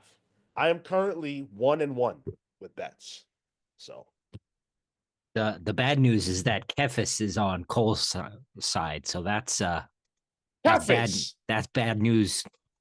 Dude, you just cursed it. Stay the fuck out. You cursed it now. Bad portents. That sucks because, oh, man, Kefis. Dog, I don't know what you're thinking. We got Tom Hardy making a comic book. Like, Here's my thing. Supergirl comes out June of 2026. It's halfway through the year. Lobo is a big character in it by a big name actor. You got 6 months in this time limit to come out with they could easily do an announcement for a Lobo book written by the guy playing him, co-written, and it comes out within that year.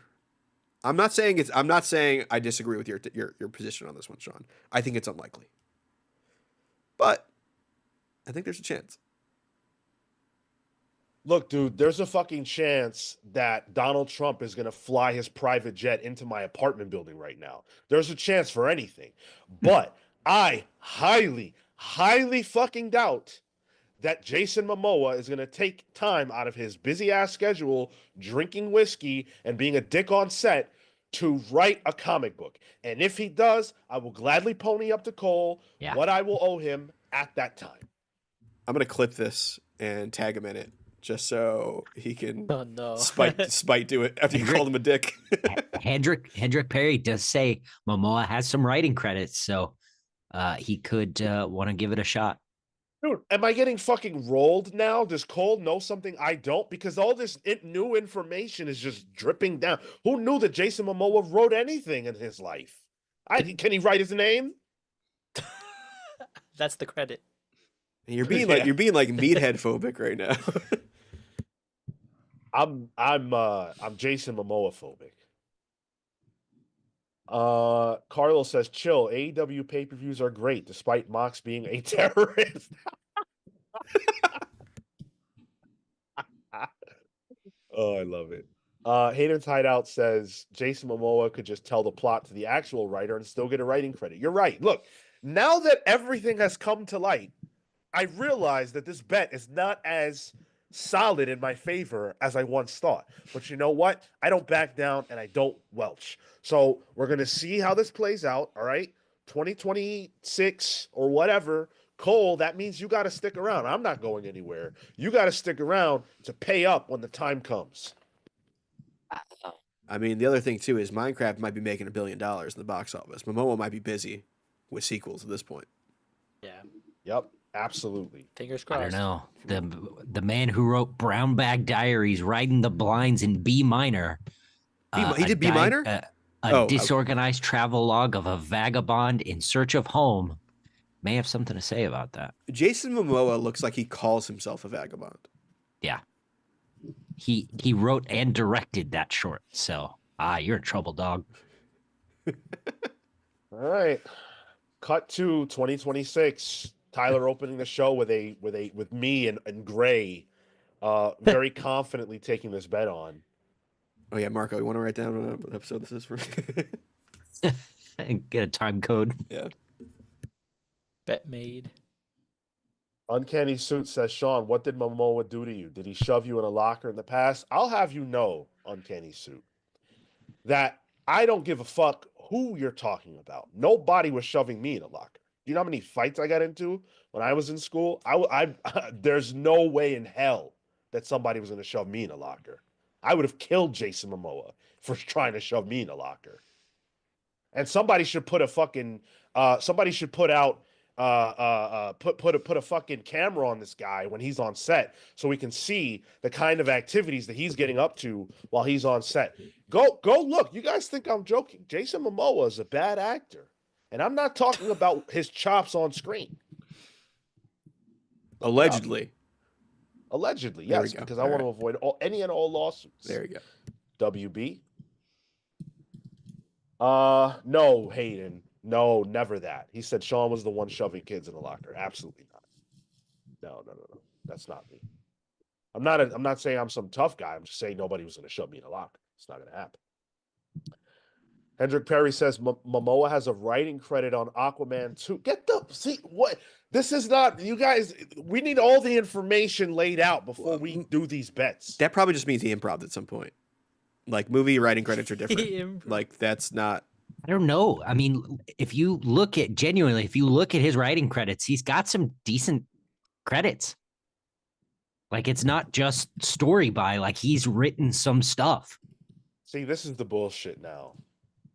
He is coming up. He's creating and writing a TV series coming up too. Jesus Christ. I'm just saying, maybe you need a little more research instead of going off the bet all gut, Sean.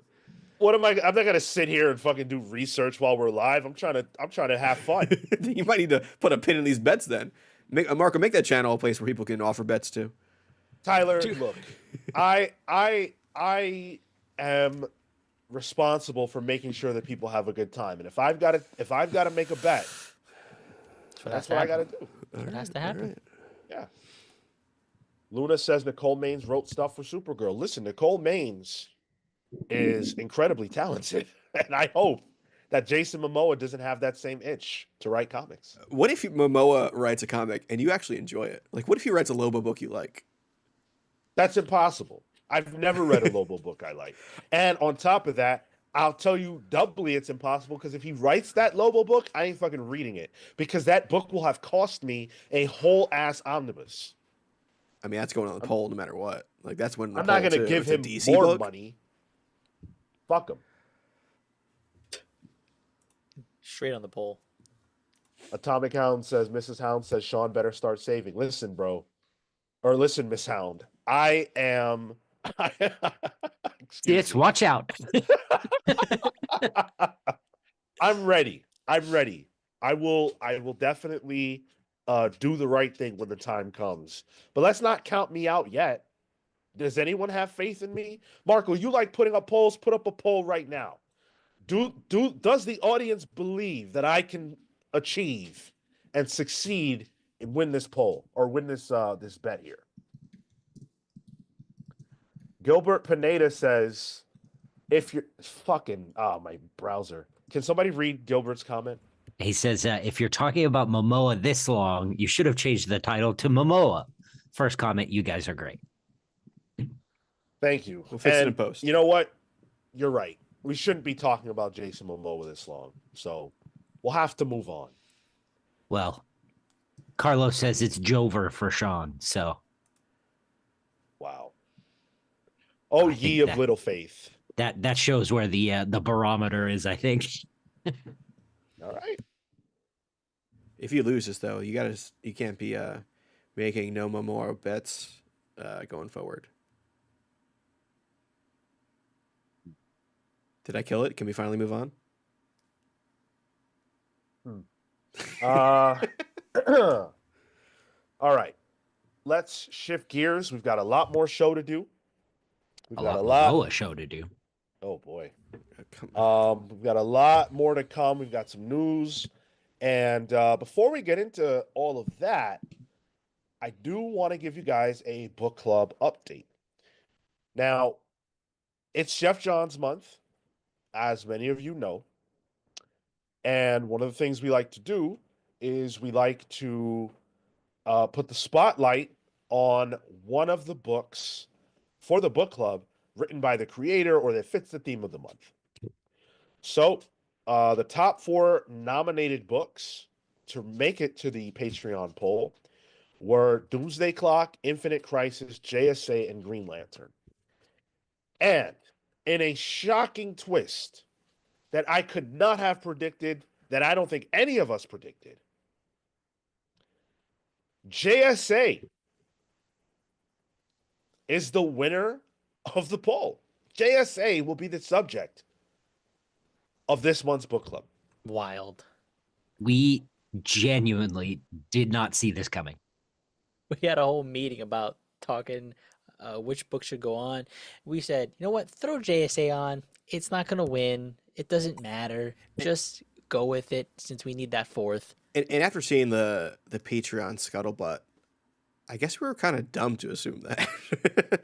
Because the people who actually can vote, the patrons, this is their jam. Yeah. Like, it's not the same set of people that the general nomination process is. It can be if you guys sign up for our Patreon. Link under bio. But, yeah, this is right down their alley. So I get that. Yeah. Congrats to everybody who voted for JSA. There was a lot of excitement about this, and so that's the book that we are going to be reading. Now, I don't know anything about Jeff Johns' JSA. I haven't read a lick of it. How long is this? They're broken down into books. I'm thinking we could probably do JSA by Jeff Johns, book 1, just right off the bat. Well, the like 16 issue with issues. that is, I mean, maybe, but that book is also covers a few other writers in it as well. So I'm not positive where that nets out. I do see David Goyer as one of the credits on here. Yeah. Interesting. So we might have to reach out to the community for that one. Hound says 85 issues, so no pressure. Holy shit. Is there an arc of JSA that you guys would want to see us cover? You don't think we would start from that first one? I mean, the one by Jeff Johns, he has some. It's still Jeff Johns. He just had some co-writers with him. And it's JSA Book 1 by Jeff Johns is the name of the title. Hound says you need to read the first arc by James Robinson for context. Oh my God. Wait, hold on. Now we got to read James Robinson? What What happened? about now? This might be out of bounds and out of line. And if it is, that's fine. What about the newer Justice Society stuff? Nah, I'm good. Okay. New 50, All new right. 52? No, No, God. the most recent stuff. I think that stuff's really good. You're muted. Muted. I want to read the stuff, that I haven't. The old stuff. Yeah. We'll figure it out. It'll probably end up being something like the first, handful of arcs. But I will definitely lean into somebody like Atomic Hound's knowledge as far as, what should be read. So please, if you've got a list of what you think would make for the best book club, let us know. Lectric says, I just found the whole of last book club of Alias today. I did want to read it and voted for it, but the book club made me want it more. And now I have it. Hope John's JSA book club will do the same. I hope so too. Yeah. And Hayden's Hideout here says the only JSA I've read is Jeff Lemire's current run on JSA. I definitely think if you're digging that, I think it'd be well worth going back to this one, JSA number 1, Jeff Johns, all that stuff. Well, for Jeff Johns month, outside of the book club, we are celebrating by running down our top 5 Jeff Johns comics. So today we're going to present to you our number 4 and our number 3.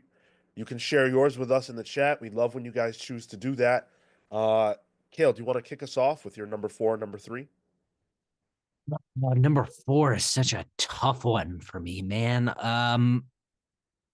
I think I'm gonna go with the Flash. And I'm speaking specifically about the first run that Jeff did, after Mark Waid and Morrison in those.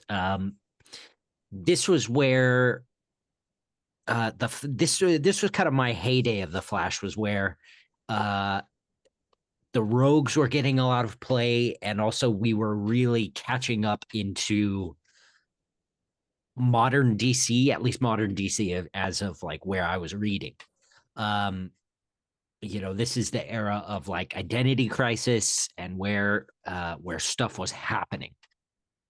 So this is just an era that I really, really enjoyed. I think I've been trying to double check my math here, but I think that one of these arcs is where that classic sort of story where the Flash gets rid of his identity. He takes away people knowing about the Wally West identity, and it wrecks his life.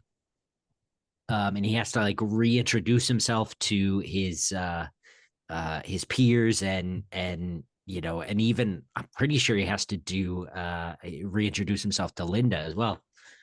But it's just real good stuff. Yeah, Sean Ali brings up the Rogue War, tremendous.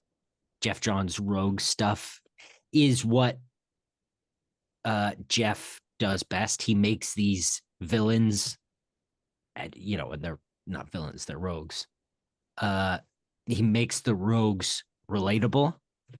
And it's just, man, it's just great stuff.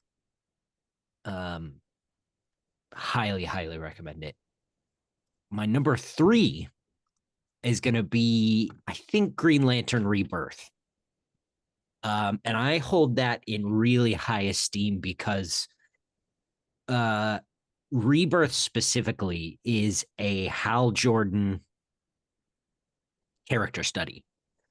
It's a look at what makes a Green Lantern work. It's what being a Green Lantern means and why Hal is the perfect character for it. He's pure will. And Jeff does this amazing thing where he dissects every lantern's, every major lantern's ability to tap into will in their specific way. Like Guy's is like his ring is always ready to burst. It's like a leaky faucet that's just on the verge of bursting.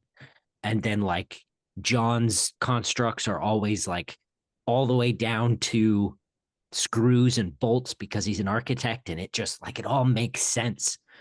And then when Hal finally comes back, he comes back and it's the best moment is that he doesn't go at Kyle. They don't have a whole thing. All they do is shake hands, and he formally introduces himself to Kyle because he's only ever interacted with him as the Spectre. And it just rules.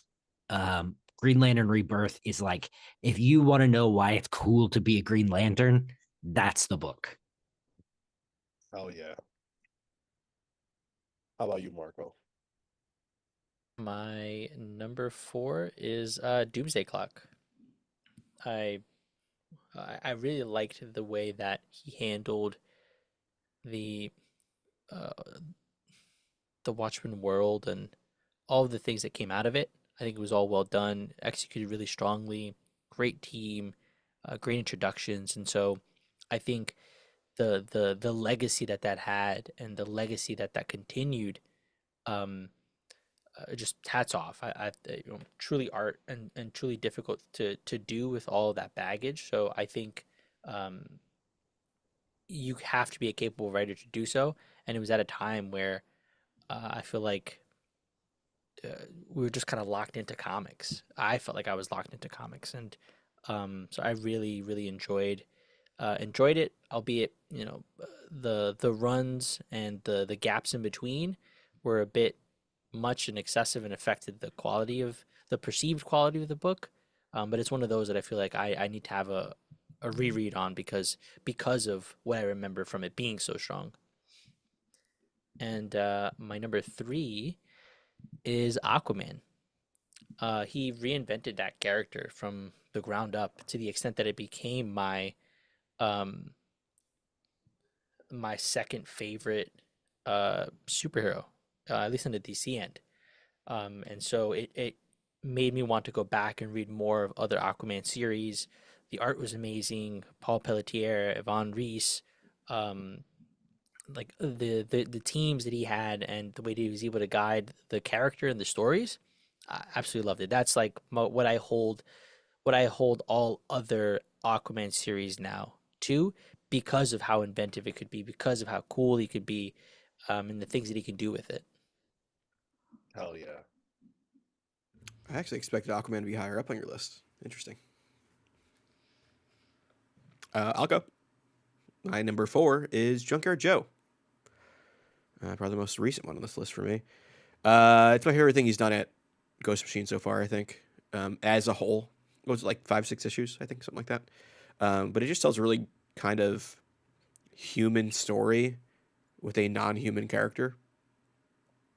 And the Gary Frank art is also phenomenal. I recommend that book. It's heartwarming, it's charming, but it's a little dark. It's a little sad. But it really elicits emotion from reading it. In fact, that it ties into the larger Geiger verse and that unnamed universe is exciting to see where else that character goes and where that story progresses. Number 3 for me is Infinite Crisis, and I know Jeff Johnson's only one of many to write that, but that was my in to DC at that point. That was how I got into reading DC Comics proper, month to month. The whole Superboy Prime of it all still blows my mind. I love that stuff. And it just being one of those crisis events that is just universe spanning.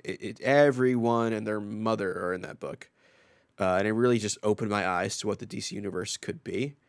And who, it's not just Batman, it's not just Superman, it's not just Wonder Woman. Sure, the Trinity's on the cover. But that Infinite Crisis introduced me to Superboy. 2 versions of him really here. And I don't know. I love the book. It's just gorgeous too. It's Paul Jimenez on it, right? Um, Phil. Phil, yes, the other P. Phil Jimenez. It's just iconic in my eyes, and probably one of the best event books of all time. So He was the only one that worked on Infinite Crisis. was it just him, or I'm probably Yep. thinking of Countdown to Infinite I Crisis? think so. Yeah. Yeah.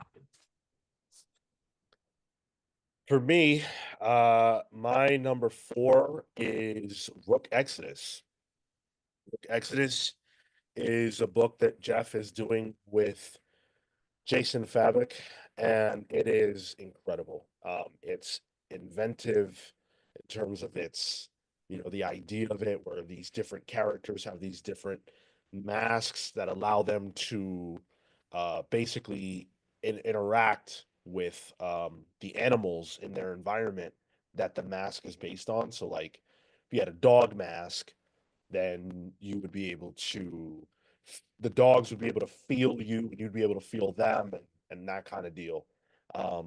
It's a gorgeous, gorgeous comic. One of the best looking comics that I have ever seen. And I think the story is pretty great too. We only have 6 issues so far. If there were more, it'd probably be higher on my list just because of how good it is. I highly recommend that you pick it up if you haven't. There's probably a lot of people listening that haven't read Book Exodus, but it's worth your time and your money for sure. Just from a visual standpoint alone, Jason is insanely talented. We don't get nearly enough. Like there's not enough of his incredible art available on the stands, and right now that's the only place you can get it. So, my number 3 is Green Lantern. I'm talking about the whole of of Jeff's run. Uh, that was one of the first DC books that I ever tried because I heard Green Lantern and Batman were the safe DC books, and so I jumped on with those and I followed it from whenever I started to the very very end, the New 52, and it was an incredible ride. It was a lot of fun. I went back. I went backwards and read a lot of the earlier stuff that I missed out on as well.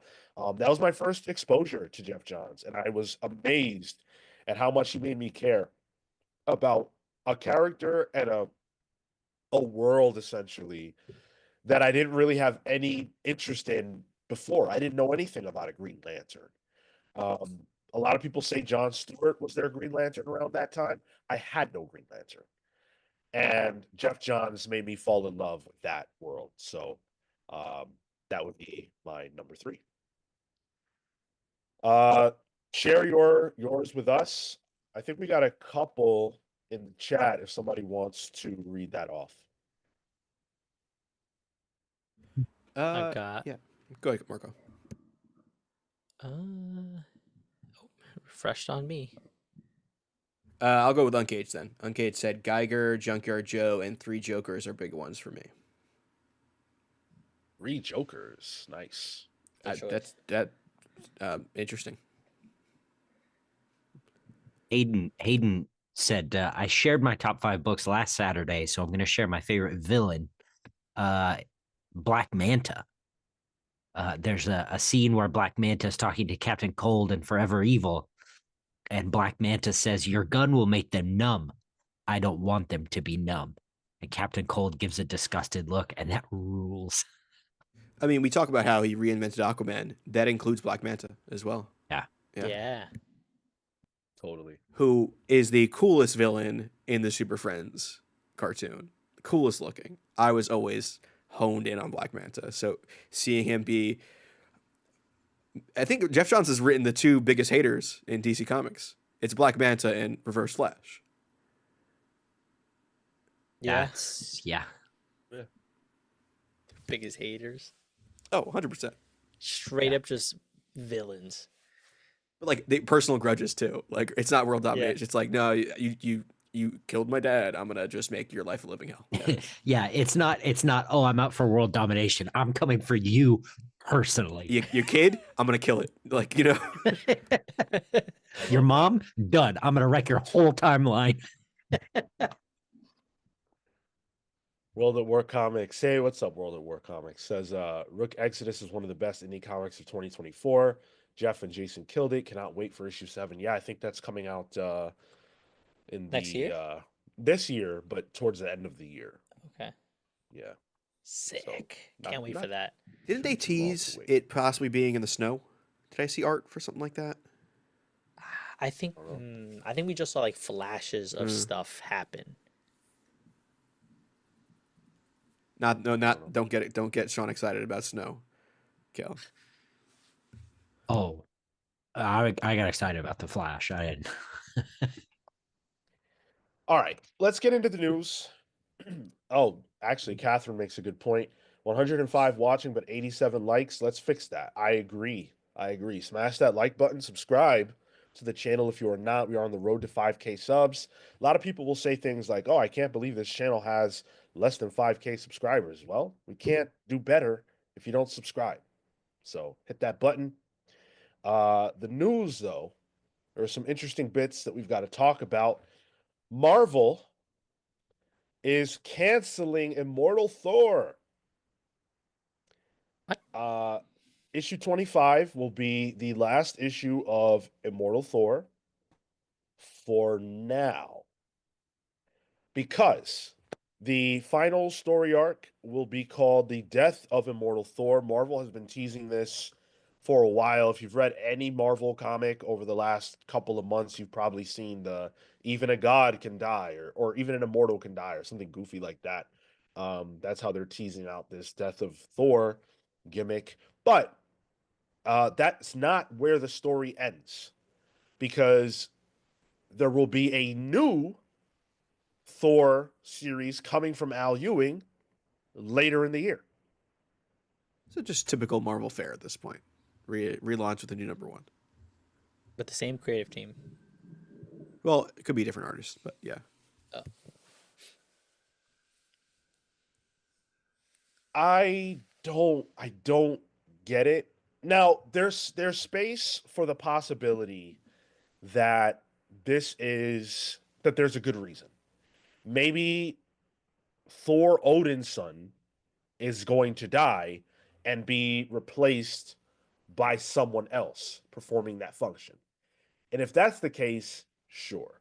Even though Brubaker's Cap was able to continue on when Cap died, there's no reason why you can't do that. That, in the current landscape, I could see. Uncaged says Mary Jane is going to be the new Thor. Oh, Fuck that'll do no. it. Yeah. So hey, listen, you called it. I like It it. is Thanks, Al Sean. Ewing. It is Al Hey. Ewing. God. Yeah. Hey, actually book Yep. it. Yep. Written by Al Ewing? Yeah, I see it. Knowing Al too, it's gonna be some real weird reason. Like, there's gonna be a reason, obviously, but it's gonna be like, I don't know, Thor uses up the Odin force, and there's no more Odin sleep, so now he can die, so he's no longer immortal or something like that. I'm fine with it. Al has said he has a plan long term for this.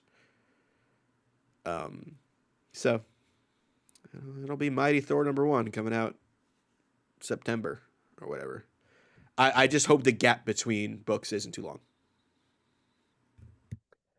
Yeah, so issue 25 comes out July 2nd. Hopefully we don't have long to wait. I completely agree that, we need Thor to stay on the stands. I struggle with, like, what, like, if Al specifically wants 50 issues, if that's his agenda, then why not let it go the distance in the same book? Like, is Immortal Thor not performing well by their standards? It's in the top 50 for I mean, March. I can't imagine this is an Al choice. Sure, Yeah. I'm saying from Marvel's perspective, why cancel the title? Yeah. Like, is it a sales issue? Maybe it's a reinvigoration point. If it's a matter of we're going to relaunch as a new number 1 and get people on this book that's already super hot fire. It's I think twofold. A, there's a storyline reason for a death, so you can then hype up an ending of a series with a death, so you get a pop there. And then why not do a new number 1 if we're bringing it right back? You get a pop there. It's short term, really. Yeah, I could see them. I could see them bringing on a new artist. I think this book it's had several artists. Started with Martin Coccolo and it looked amazing, but then they shipped him off to do freaking Wolverine. So Jan Bazaldua has stepped up and stepped in, which is great, and I think she's done an amazing job. But putting a more bankable artist on the book will do wonders for it. Um, I hope all I can say at this point is I hope Al gets to finish the story he intended to tell.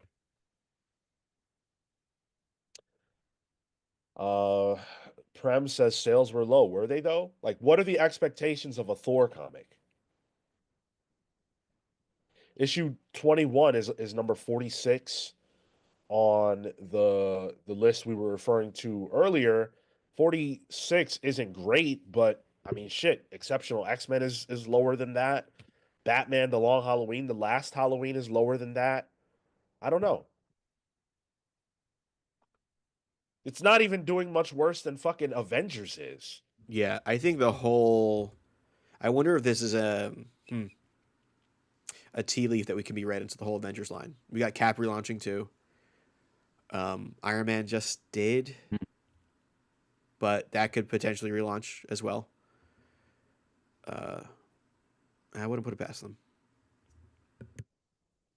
Kurt Wildshut says they're literally doing this exact same thing with the Fantastic Four right now, too. Yeah, that's true.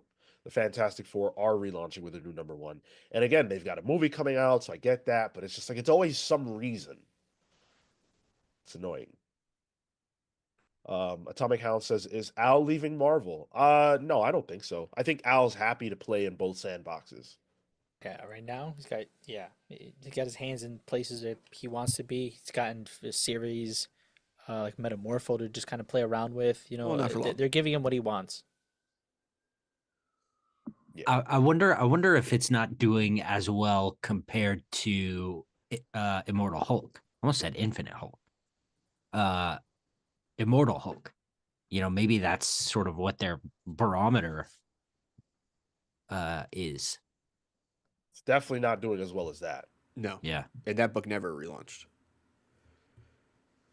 However, you could also say that, you know, Immortal Hulk was quite a while ago now. Marvel has more aggressively leaned into relaunching since then. I don't, having read Immortal Hulk, I don't know that there would have been like an appropriate time to do that. Maybe Immortal Thor, maybe it makes sense. Without having read the story, it's hard to say. I just hope this is more than a gimmick. That's all. Which is funny because in Immortal Thor, the idea of relaunching a new Thor number one happens in the book. Mm-hmm. So maybe that could be a cycle that it has a storyline reason for happening too. I also wouldn't put it past Al to be tongue in cheek with it. That'd be meta as fuck. That's what he's doing with Immortal Thor, and the idea of telling stories. Yeah. Yeah. Luna says maybe it has something to do with Imperial. I don't know about that. Thor's, as far as we know, Thor's not really involved in that, is he? As far as we know, no. Don't think so. It's the Hulks that are the surprising ones. Yeah. Yeah. And the Panthers. Yeah. All right. Let's keep things pushing. Marvel is trying to make Gods happen. Gods, of course, was the miniseries by Jonathan Hickman and Valerio Schiti that came out last year. Some people really liked it, like Tyler. I was less of a fan. The price point on the book was very controversial, but these things come and go. Marvel is going back to the Gods well, but without the original creative team, because Gods, One World Under Doom One Shot, is being written by Ryan North with art by Francesco Mortarino. And am I the only person who looked at that creative team and went, oh, wow, they went with the light version of the original creator in the writing and art section? Damn. That's unfair to Ryan North. I don't know. There's a degree of it that makes sense to me, given that this Doom era is directly under Ryan North, and whatever Doom is doing within Magic and within the science realm, it's probably uniquely specific to whatever Ryan North is doing. So, if they want a god's title, I guess it makes sense. I'm just trying to figure out why they want a god's title. Like, I'll read the solicit. Science and magic collide in gods, one world under doom. The cosmic agents from Hickman and Schkede's mind-bending gods series return this July. In Gods, One World Under Doom, a new tie-in comic. Oh my god, they keep saying One World Under Doom. A new era of Marvel comic storytelling where Doctor Doom reigns supreme is fully underway, both in the core series. Holy shit, okay. These solicits. One World Under Doom will further explore the transformative concepts introduced by Hickman and Skede, the breathtaking series, blah, blah, blah, blah, blah. Doctor Doom has taken over the world, which means Wynn, the sole avatar of the powers that be, has an interest in how this happened and how to stop it. His sworn apprentice, Mia de Maria, a college-age woman disillusioned with the most magic, some science, and definitely all of her job working for Wynn, is brought along and soon finds herself at the center of a crisis that could impact Earth for generations to come. And worst of all, Victor Von Doom believes Mia has potential, especially if she were to be freed from Wynn's control. Doom offers freedom, but all gifts from Doom come with a cost, don't they? I'm into it. I think the characters are actually good characters that I was hoping would stick around. I think the whole section of I think there's one thing that Gods did successfully. It's make the magic section of Marvel interesting, and it not just being Doctor Strange's playground. Because that's what it's been for years at this point. Sure, you maybe have Brother Voodoo be Doctor Voodoo at some point. Clea is there, but it's all in their relation to Doctor Strange. This blows that up, and it kind of more ties it into the cosmic side of things that I really liked. And if you're gonna have a magic story, it makes sense to want to do this. Do you feel like this elevates gods though, or brings it down into the sandbox? Because I feel like gods was operating at like a higher concept, at a higher level than what was going on in mainline at the time. It was Hickman, Sheedy, so it kind of carried a little bit of its own clout. Or is this a step down by bringing it into One World Under Doom? No, I think creatively you can say it might be a step down in terms of, like, it's not Gods was sold on the creators.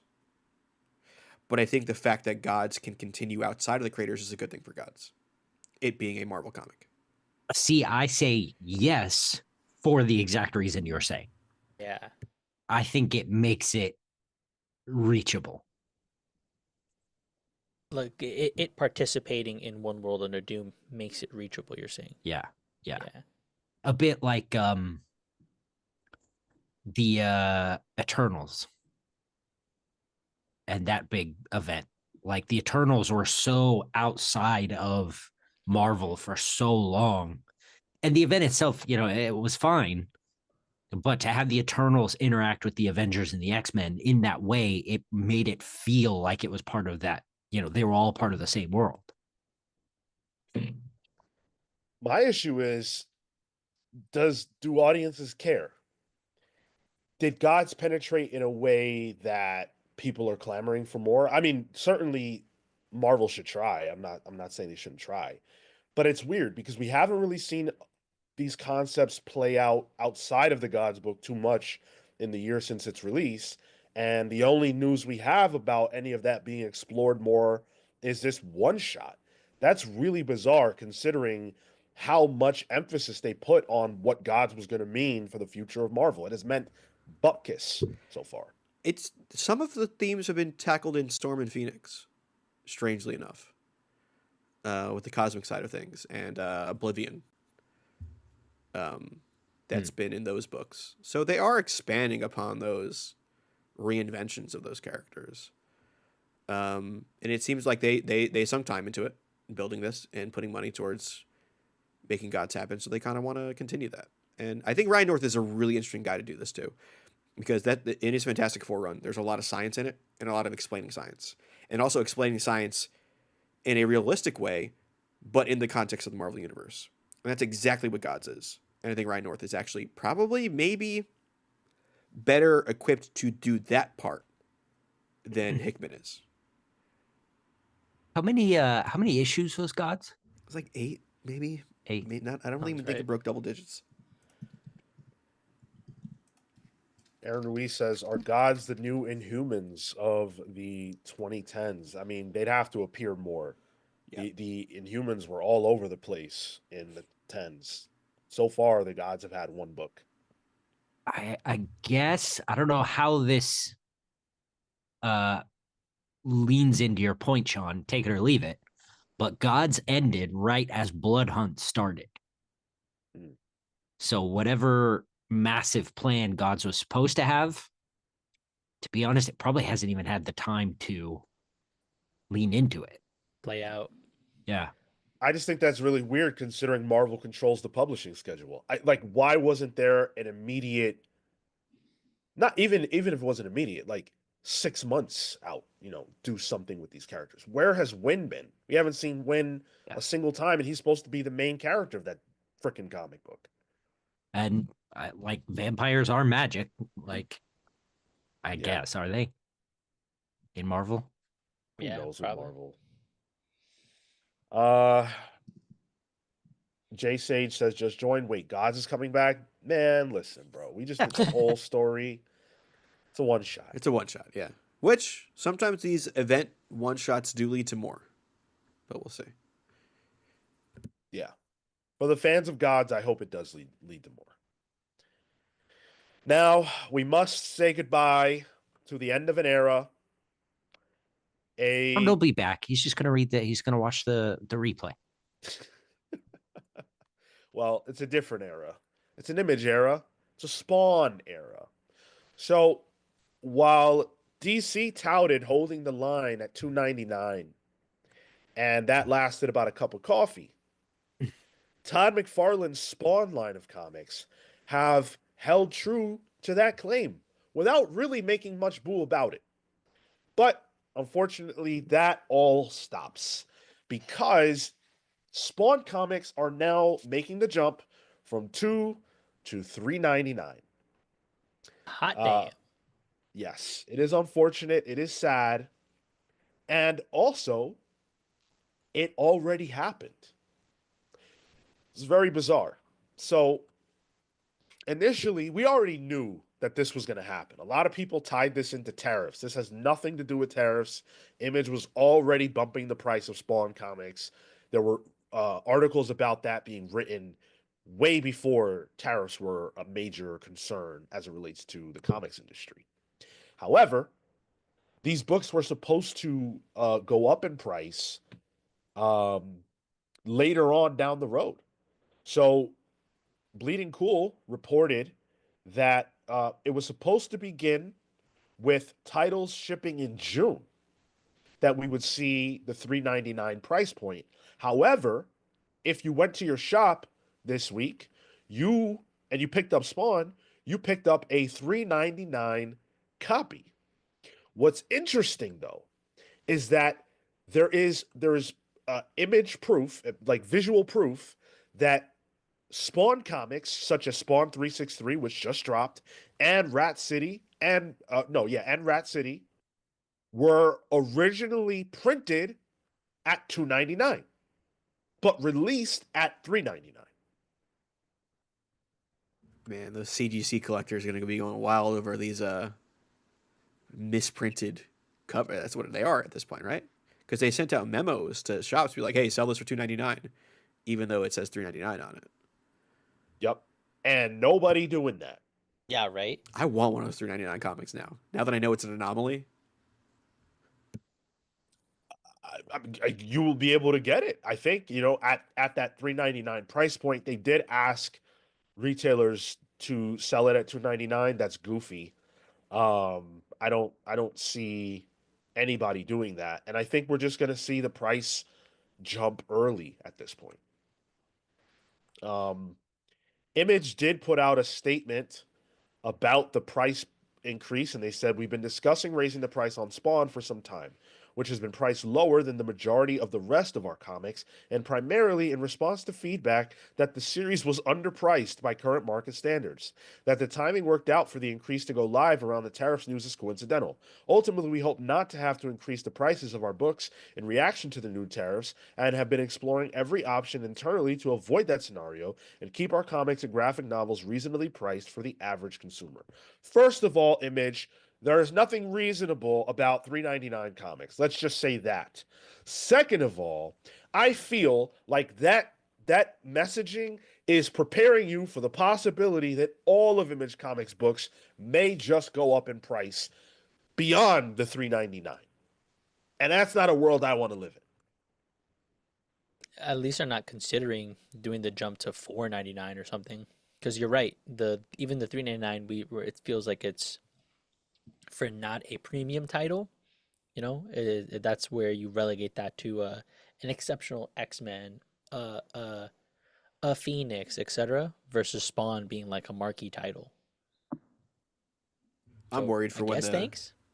I'm worried for when the volume ones are going to be $14.99 instead.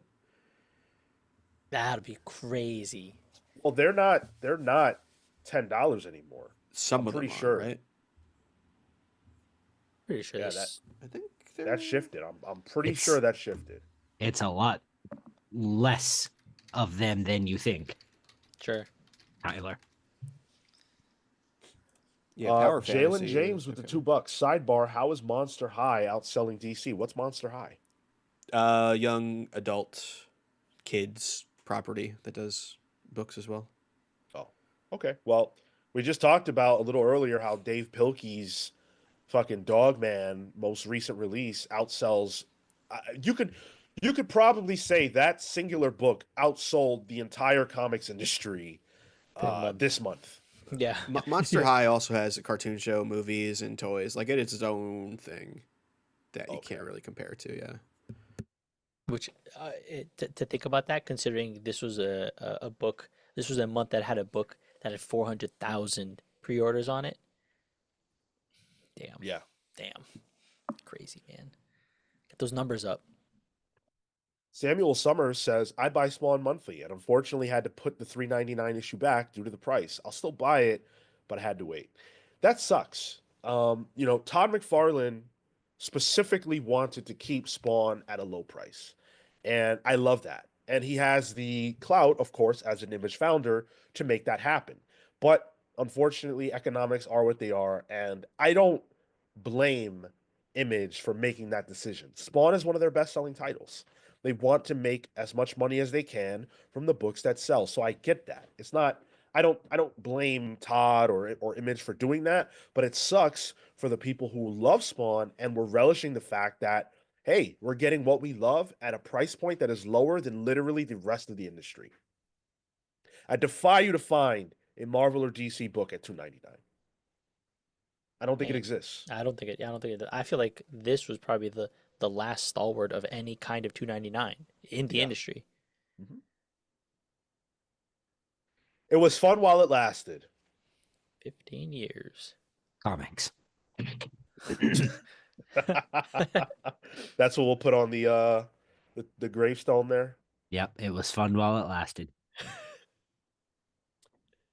Kurt says Kieran Gillen talked about having to take the back matter out of the Power Fantasy trade to make it profitable at $10. Oof. Fuck it out. That's crazy. They always do that shit, man. They always take out the back matter and a lot of the fun material that the individual books get. But I kind of, in a way, I kind of like that because it adds value to the floppy. Where like, if you want the back matter, if you want the letters pages, if you want the insight, you got to show up to the shop. Yo, gatekeeping for the traders. They're trade waiters. Fuck them. You should call trade waiters traders. Yeah. Jeez, They are that's some traders. Weird division. Jeez. Oh my goodness. What- Uncanny what- Suit said, go ahead. No, finish yours. I was gonna go do another. Why wouldn't they bring back Spawn? He's almost irrelevant in the modern landscape of pop culture because Todd has kept him under lock and key for so long. I don't think that's fair at all. I think Todd McFarlane has tried really hard with Spawn. Like, Todd wants a movie. They've been working on the movie. There hasn't been a ton of movement. They had Jamie Foxx attached at some point. I know that. Um, Look, Spawn is an edgy ass character who definitely feels like a relic of the 90s. And I say that as somebody who really likes Spawn. So it's not as if the world is clamoring for more Spawn. That first movie was barely a drop in the bucket. Most people don't even know that it exists. And if they do, they might not connect that to comics. So it's a tough sell. Spawn is not like Invincible or something like that. I do believe that we will see a Spawn movie again one day, but I don't think that the reason we haven't is due to Todd McFarlane personally. This I smells like also a this smells like another listener bet here. Will the Jamie Foxx Spawn movie happen? I'm not putting my bets on Jamie Foxx for anything. I also think that the uh well, not fairly recent now, but the relaunch, around Spawn 300 or whatever, that's put out more Spawn titles written by different people, has given us different perspectives and things on Spawn. To be honest, I think it's only strengthened the Spawn brand. Granted, Totally. the Spawn brand hasn't changed that much because of these perspectives. Spawn is what Spawn is. Dude, remember in 2020, 2021, when they put out a Kickstarter for, I forget what exactly the Spawn item was. Maybe it was a toy or something like that. Yeah, yeah, It did well over $1 million in Kickstarter. And yep, then when all those spin-off Spawn books came out, those books were selling like hotcakes. yep. Don't think that there's not a massive audience for Spawn. It's just that they exist in comics. That's where most of y'all came from. Don't disrespect. Yeah, man. Spawn is that shit. I love it. Yo, Spawn will get a movie when Spawn goes from $3.99 to $4.99. Ah, Another fuck. 15 years. Damn it. It's a good amount of time, though. Yeah, if you think I'll still be around. that's only gonna happen in 15 years, you're insane. That'll happen 2 years from now. The dam's already breaking. Todd fought as long as he could. That the war's over. Somebody got to over. throw in the towel.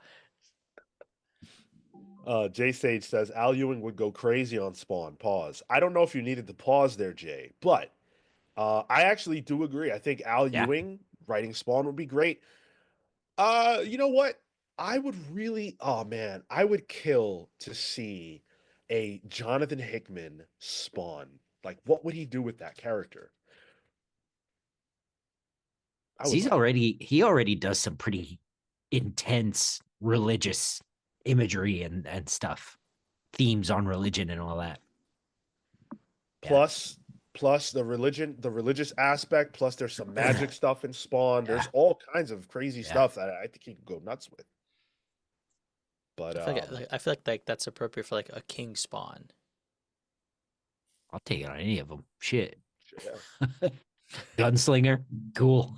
Oh, Whoever we need to get that Todd McFarlane won't disrespect by going into that issue and writing those fucking captions and those news reports that I dread. Every time we reviewed Spawn, it was like, wow, this issue's great. The art's great. Everything's great. But those fucking news captions make me want to get rid of myself. All right.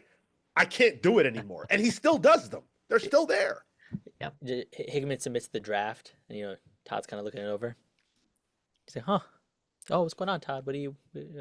Any notes? Any feedback?" He's like, "It's just every other 10 pages, you're not doing the thing. I don't get it. I feel like it's pretty explicit in the book, but where's the news things?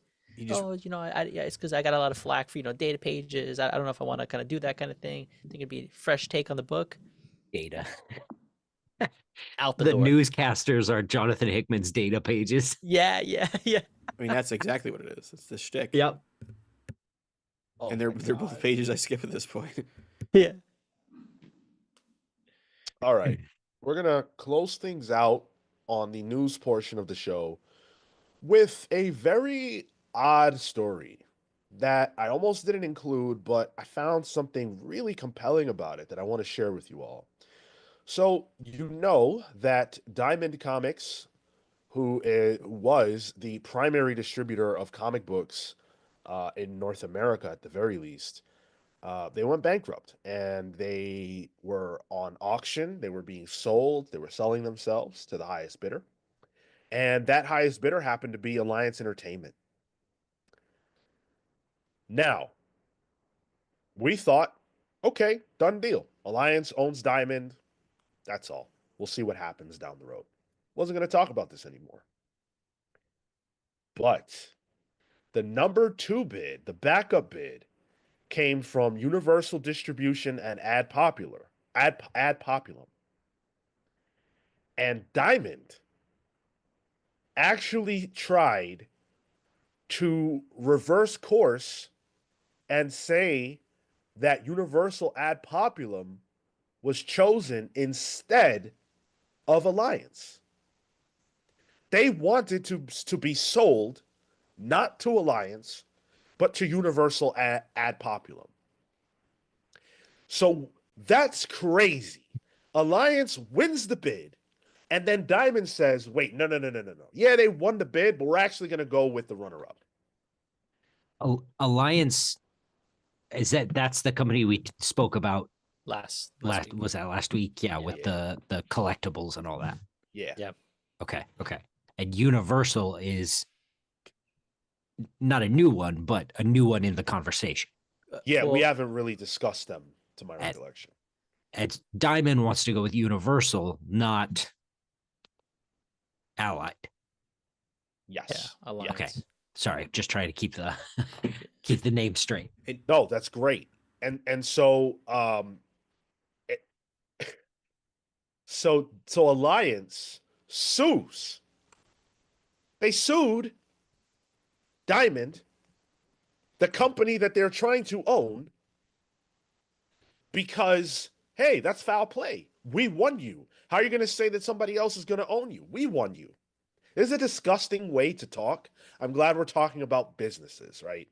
The Chapter 11 bankruptcy court took a look at this situation. And they said, hey, you can't do that. Alliance owns you. That's it.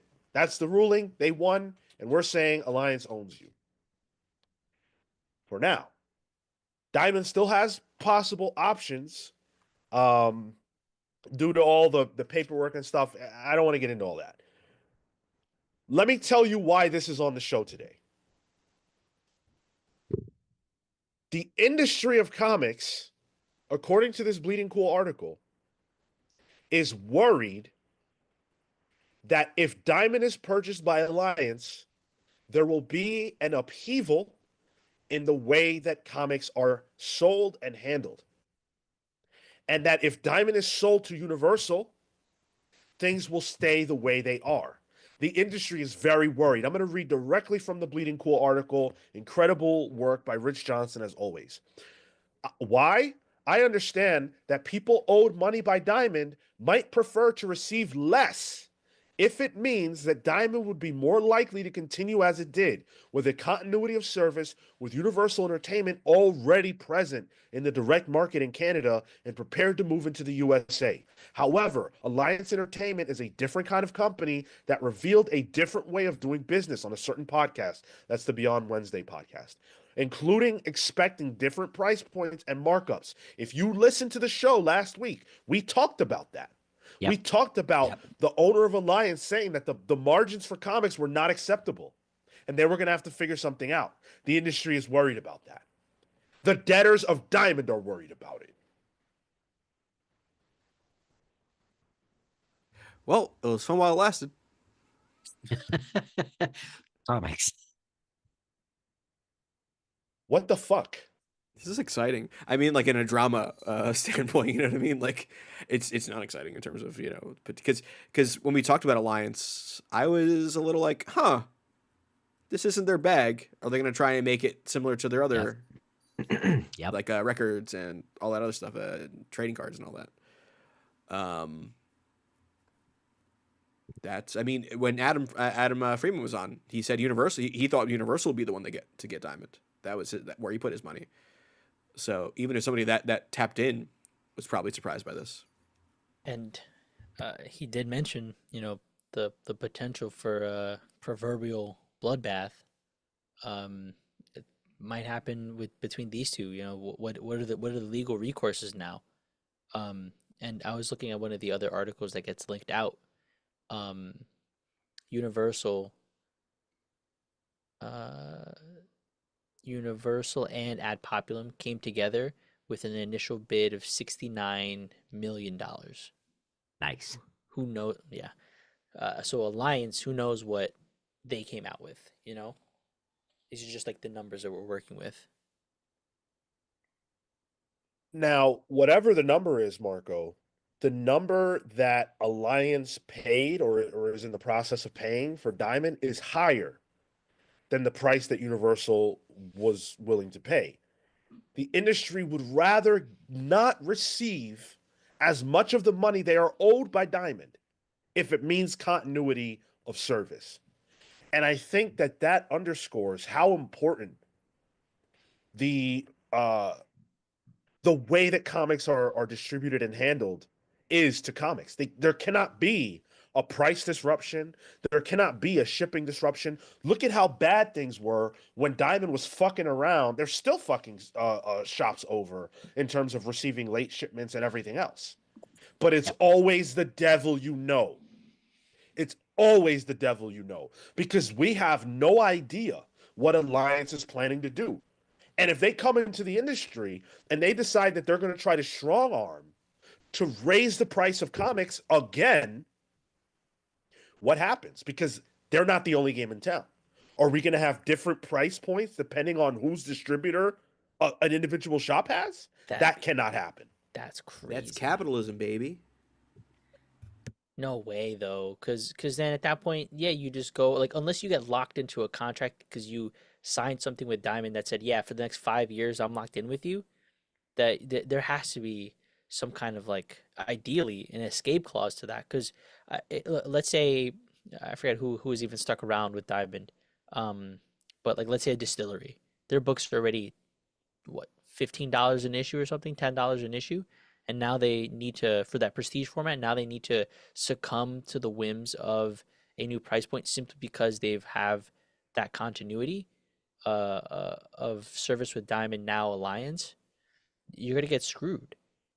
Businesses will suffer at that point. Publishers will suffer. Yeah. Like, are people going to be willing? Let's just say, for example, uh, uh, let's just say, for example, a $4.99 comic, whatever it is. Are people willing to pay $5.99 arbitrarily because they happen to live by a store that is locked in with Diamond, owned by Alliance? I don't think so. I think people will just stop buying their comics at that shop Cross the if they can, border, cross the border to get cheaper comics. Go from one state to the other. or shift to a delivery service. Yeah. I'm still hesitant about what Alliance wants here. Yeah. I the to me a purchase of via Alliance is a potential death for Diamond Comics as a distribution. I think. I worry. So, why did they buy Diamond? Part of it is the access to Diamond's warehousing. Part of it is the access to the stores that Diamond is connected to, even though Alliance, I'm sure they've got a lot of connections to stores and things like that themselves. And then, of course, there's the comics of it all, right? But this is what I have talked about for years when it comes to the outside looking in of comics. Diamond is a family owned business run by a guy who probably knows every single comic shop owner, at least the ones that have been operating for decades, and has personal relationships with those people. He has lent them money. He has let them slide on bills that they have owed Diamond. Nobody else is doing that.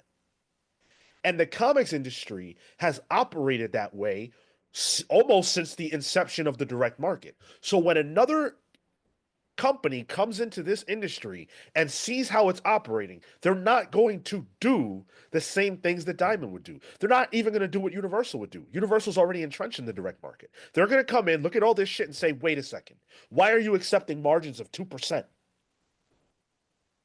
No, no, no, no, no, no. You can't run a business like that. Look at what just happened to Diamond. They got sold for a reason. We're going to come in and do things differently. We're going to do them better. And that will hurt shops. And not only that, this is a company that builds that their product is collectibles.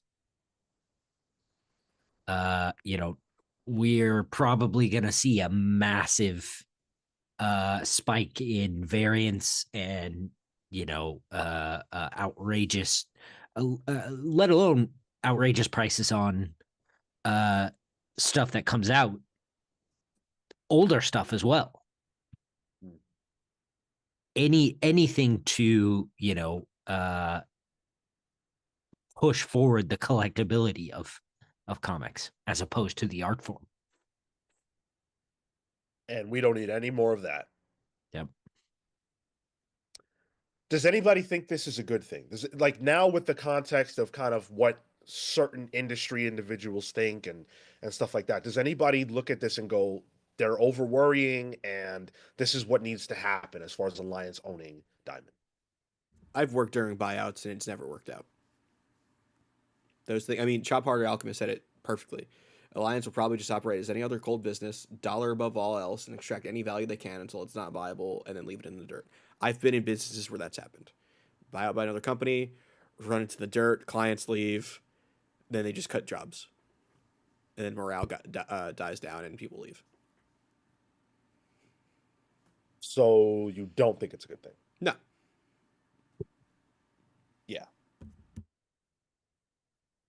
On the other hand, Cole says this is what happens when you get a real business in charge. Diamond played way too loose too long, that people got accustomed to it. I'm not saying it's good or bad, but it is facts. Yeah.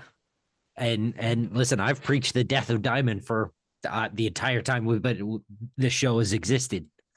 But you know, Diamond was survival of the fittest. They were the fittest at the time. And you know, it seems like they're going a natural death because of the way they had to survive. You know, this we said it, like this industry is brutal and it's made on the backs of cut corners and, you know, deals and losses. Ain't no other industry gonna put up with that. No other business is gonna let that slide. That the way you just laid that out was extremely measured and realistic. And I think, you know, you clearly understand it, but a lot of people don't understand that the shortcuts and things that Diamond was taking, you can find that all over the place. You can find that all over in comics. You can find that all over the place. And so if you think that Marvel doesn't have certain practices, I mean, Jesus Christ, we talk about the pay all the time, how they keep prices where they are. Marvel publishes more books than any other publisher in comics because they get a discount for doing that. They have a volume approach that leads to them actually spending a little bit less on publishing comics, and they've always done it. So I don't feel that it's as simple as saying it's just Diamond, because it ain't. It's not. What about all the shops? And I mean, I think this is something similar that, you know, Penguin Random House has said that you need to hit these minimums because they're also not playing ball. They're also saying, no, you guys, this isn't viable. This isn't feasible. This has disrupted this system. Lunar, and you know, we don't know the back end dealings of these things. So who knows if Lunar's being like the one that's trying to play fast and loose with a lot of this stuff. If that's the case, and they're up to competition with these guys who are now like, let's say, hey, we got to fix this stuff up. Hey, it is dollar it is about, the value and the return of these things.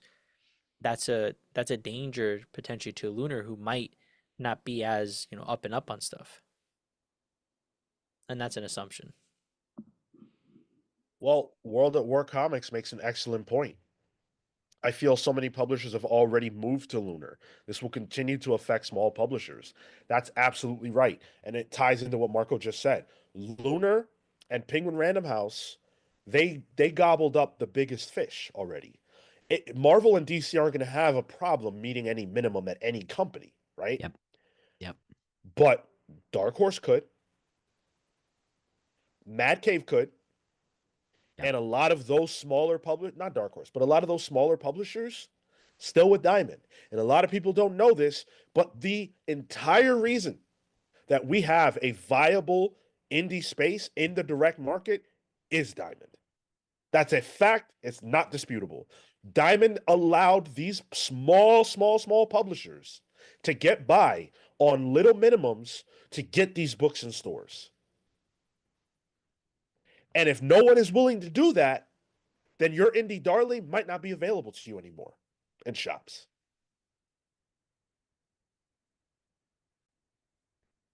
I think it's also worth pointing out that another aspect of comic book shops is that the comic book shops, the books you see on the stands are there because of pre-orders. So if you didn't pre-order your book, then I'm not, you're safe with a Batman 158, right? Your Hush 2 is going to come out, but your what's that, TMNT, The Last Ronin? no, further. What's the who's the superhero that Raphael is or was? Shadow Walker or whatever. Anyway, the spin-off TMNT books that only a couple people are reading, those books that you always walk by and go, oh, who's reading that? Those are put there by your shop owner. Those are ordered because of your shop owner. There are certain titles and things that are only there because the Night Watcher, thank you, James. There are certain titles that are only there because the shop owner either knows it will sell or wants it there. You're buying through the shop owner, not to support the industry. Right. That's a link in the chain that is also absolutely going to suffer from a deal like this. You can simply take less gambles as a shop. Yep. And the gamble is the indie. When they're priced the same as Marvel and DC at $3.99, they don't bring in the same value. And now it may be a massive risk to stock these titles if people aren't willing to pick them up and they're paying more to get them. This is a deadly game. And I hope that we're not having a different tenor conversation a year from now as it relates to indies. Next week. Yeah. Sure. At the rate this shit is going. Stay tuned. No kidding. Speaking of staying tuned, thank you all for staying tuned at the tune of 100 plus all throughout the show. You guys have been amazing. Definitely hit the like button if you have yet to do that. I want to take another opportunity to shout out our patrons who support us on patreon.com/thecomicspals. Everybody who is at the Join the Palsverse tier and above gets a shout out, a superhero or supervillain nickname, and an origin. And news to come about updates to our Patreon, specifically for those of you who are the best pals in the universe. Our tippy top tier, we're going to be adding a lot of value for you guys really, really soon. But here are the rest of the pals that we must shout out. Steve, Swarm Canaris, Panda v Panda, Ted Wong, Mad Max, The Absolute Overthinker, Blur, Jekyll Jose, Kobe the Crafter, Scriptured the Wardens of the Word, Hecatron the Hate Machine, Amin Almighty Perez, Houston the Century Kid Murphy, Jasper the Gasper Eddie, Peter Living Lightning Electrics, Young Dende, Hud, Dawoody, and Shalom Warburg. Thank you all so much. We appreciate all your support. But right now, we've got to put the spotlight on the one and only Lucas Heatwave Holner. Think about the worst thing you've ever done in your life. You know what? Before I start this, I do need to say this. This is a heavy story. And if you are not in the space for a heavy story that deals with children being harmed, you might want to not on this one. Trigger warning. You good, Sean? You ask me that every time. Oh, And shit. the answer is always, who knows? No. Yeah, no. Think about the worst thing you've ever done in your life. Your greatest moment of weakness. What made you cross the line? Were you motivated by fear, revenge, anger, pain? Did you do something you could never take back? That no amount of sorries, of the hands and knees begging, of praying to undo the past could ever make right? Have you forgiven yourself? Are you marked, branded with a scarlet letter, worn on the inside of your skin, burning at you, a constant searing reminder of your sin? Lucas has never found forgiveness for himself for his transgression. His motivation is probably not much different than yours. The pain of his youth was too much to bear. The bullying for his slight frame and quiet way. The home life that almost made him prefer being at school. It didn't seem that life had much to offer him but pain. He didn't believe he could keep living this way, and he wanted to get revenge on his enemies. The people who made him hate his life should know how they wronged him. So he made a plan. That night, while his father was brandishing his gun, terrorizing the family as was his nightly routine, Lucas played the role of meek servant and kept his father's booze flowing. Before too long, the drunkard passed out on the couch. Lucas waited until he was sure, moved over to the couch, and took the gun. He shoved it into his backpack and went off to bed, too anxious to sleep. He was angry deep in his bones, angry in a way his young mind had no means of connecting to rationally, but it burned away at his soul all the same. The kind of rage that makes you want to burn the whole world down. Lucas went to school that morning, determined to make the world see him as more than a punching bag or a joke to be laughed at. As he was walking to his first class of the day, he was shoved hard into a wall of lockers, his head crashing against one. Lucas quickly shrugged his backpack off and went into the zipper. He stopped himself. Is this who I am? That pause was enough to give his attacker the opportunity to strike again, and Lucas took another blow to the head, this time from a fist. Lucas was on his knees, blood coming from his nose now, tears coming from his eyes. The pressure, the fear, the eyes on him, his anger, the rage, embarrassment. Too much, too young, too painful. Stop! Stop! Leave me alone! Lucas felt the burning start in his stomach.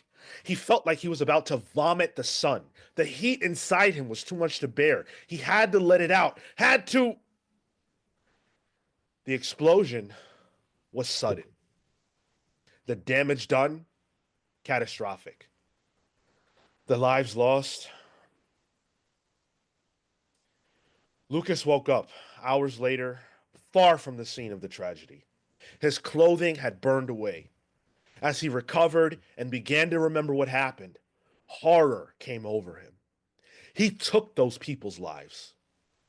Lucas now had a new pain to live with: guilt. For his intentions that day, for the lost lives, for survival. It was overwhelming.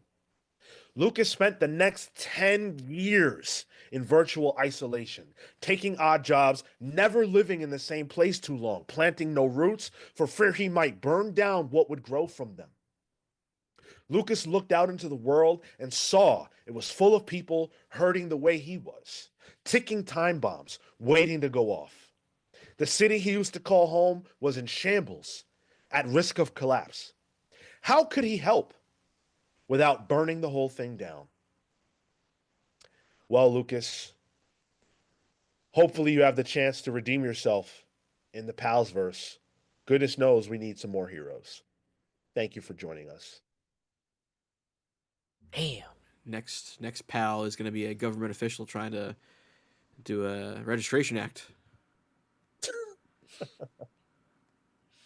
It's giving what's the Connecticut city? Was it Stanford? Stanford incident. Stanford, Kind of yes. feel, Yeah, yeah. Stanford. Yep. Yeah. It was a New Haven incident. No, that was just a faulty pizza oven. Well done. Thank you. New Haven is known for pizza. But yeah, good story. Thank you. Hope you enjoyed it, Lucas. If you would like an origin, maybe not similar to that one, but an origin nonetheless, and a shout out on the show, please make sure that you join us over on patreon.com/thecomicspals, and you can have one yourself. We've got a few that we owe, so we will be delivering on those in the weeks to come. And appreciate everybody who has joined us so far. And thanks for the kind words in the comments. I really appreciate that. All right. I want to end this show with an announcement. I think after what we just experienced, something positive would be nice to hear. And so, I would like to announce today, partially to build it up, but also partially to keep me honest, because I'm telling you guys, so it's got to happen, that beginning in May, we will be doing the next Comics Pals deep dive. Oh shit. Wow. Hype. Hell yeah. What And yeah. Any hints? Any any Do you know? information? I know. I've Okay. known for a long time. I've wanted to talk about this in a more direct fashion for a very long while. And I think the market is such now that that would be appropriate to do. The market. Interesting. Were you talking about trading cards? Ah, And he wants to talk about it very directly. Very directly. interesting. Interesting. Is there- Directly about the market. Is there a Ah. market for this deep dive? Why is my Siri? I going hope off? there Who said is. something? I hope there is. You guys really showed up and showed out for the new 52 one. That's still to this day our best performing stuff we've ever done here, outside of like the Sal interview and the Omar interview. And so hopefully you guys will show up and support for this one as well. More news to come in the coming weeks. Let's really make this a big deal. Hell yeah. All right.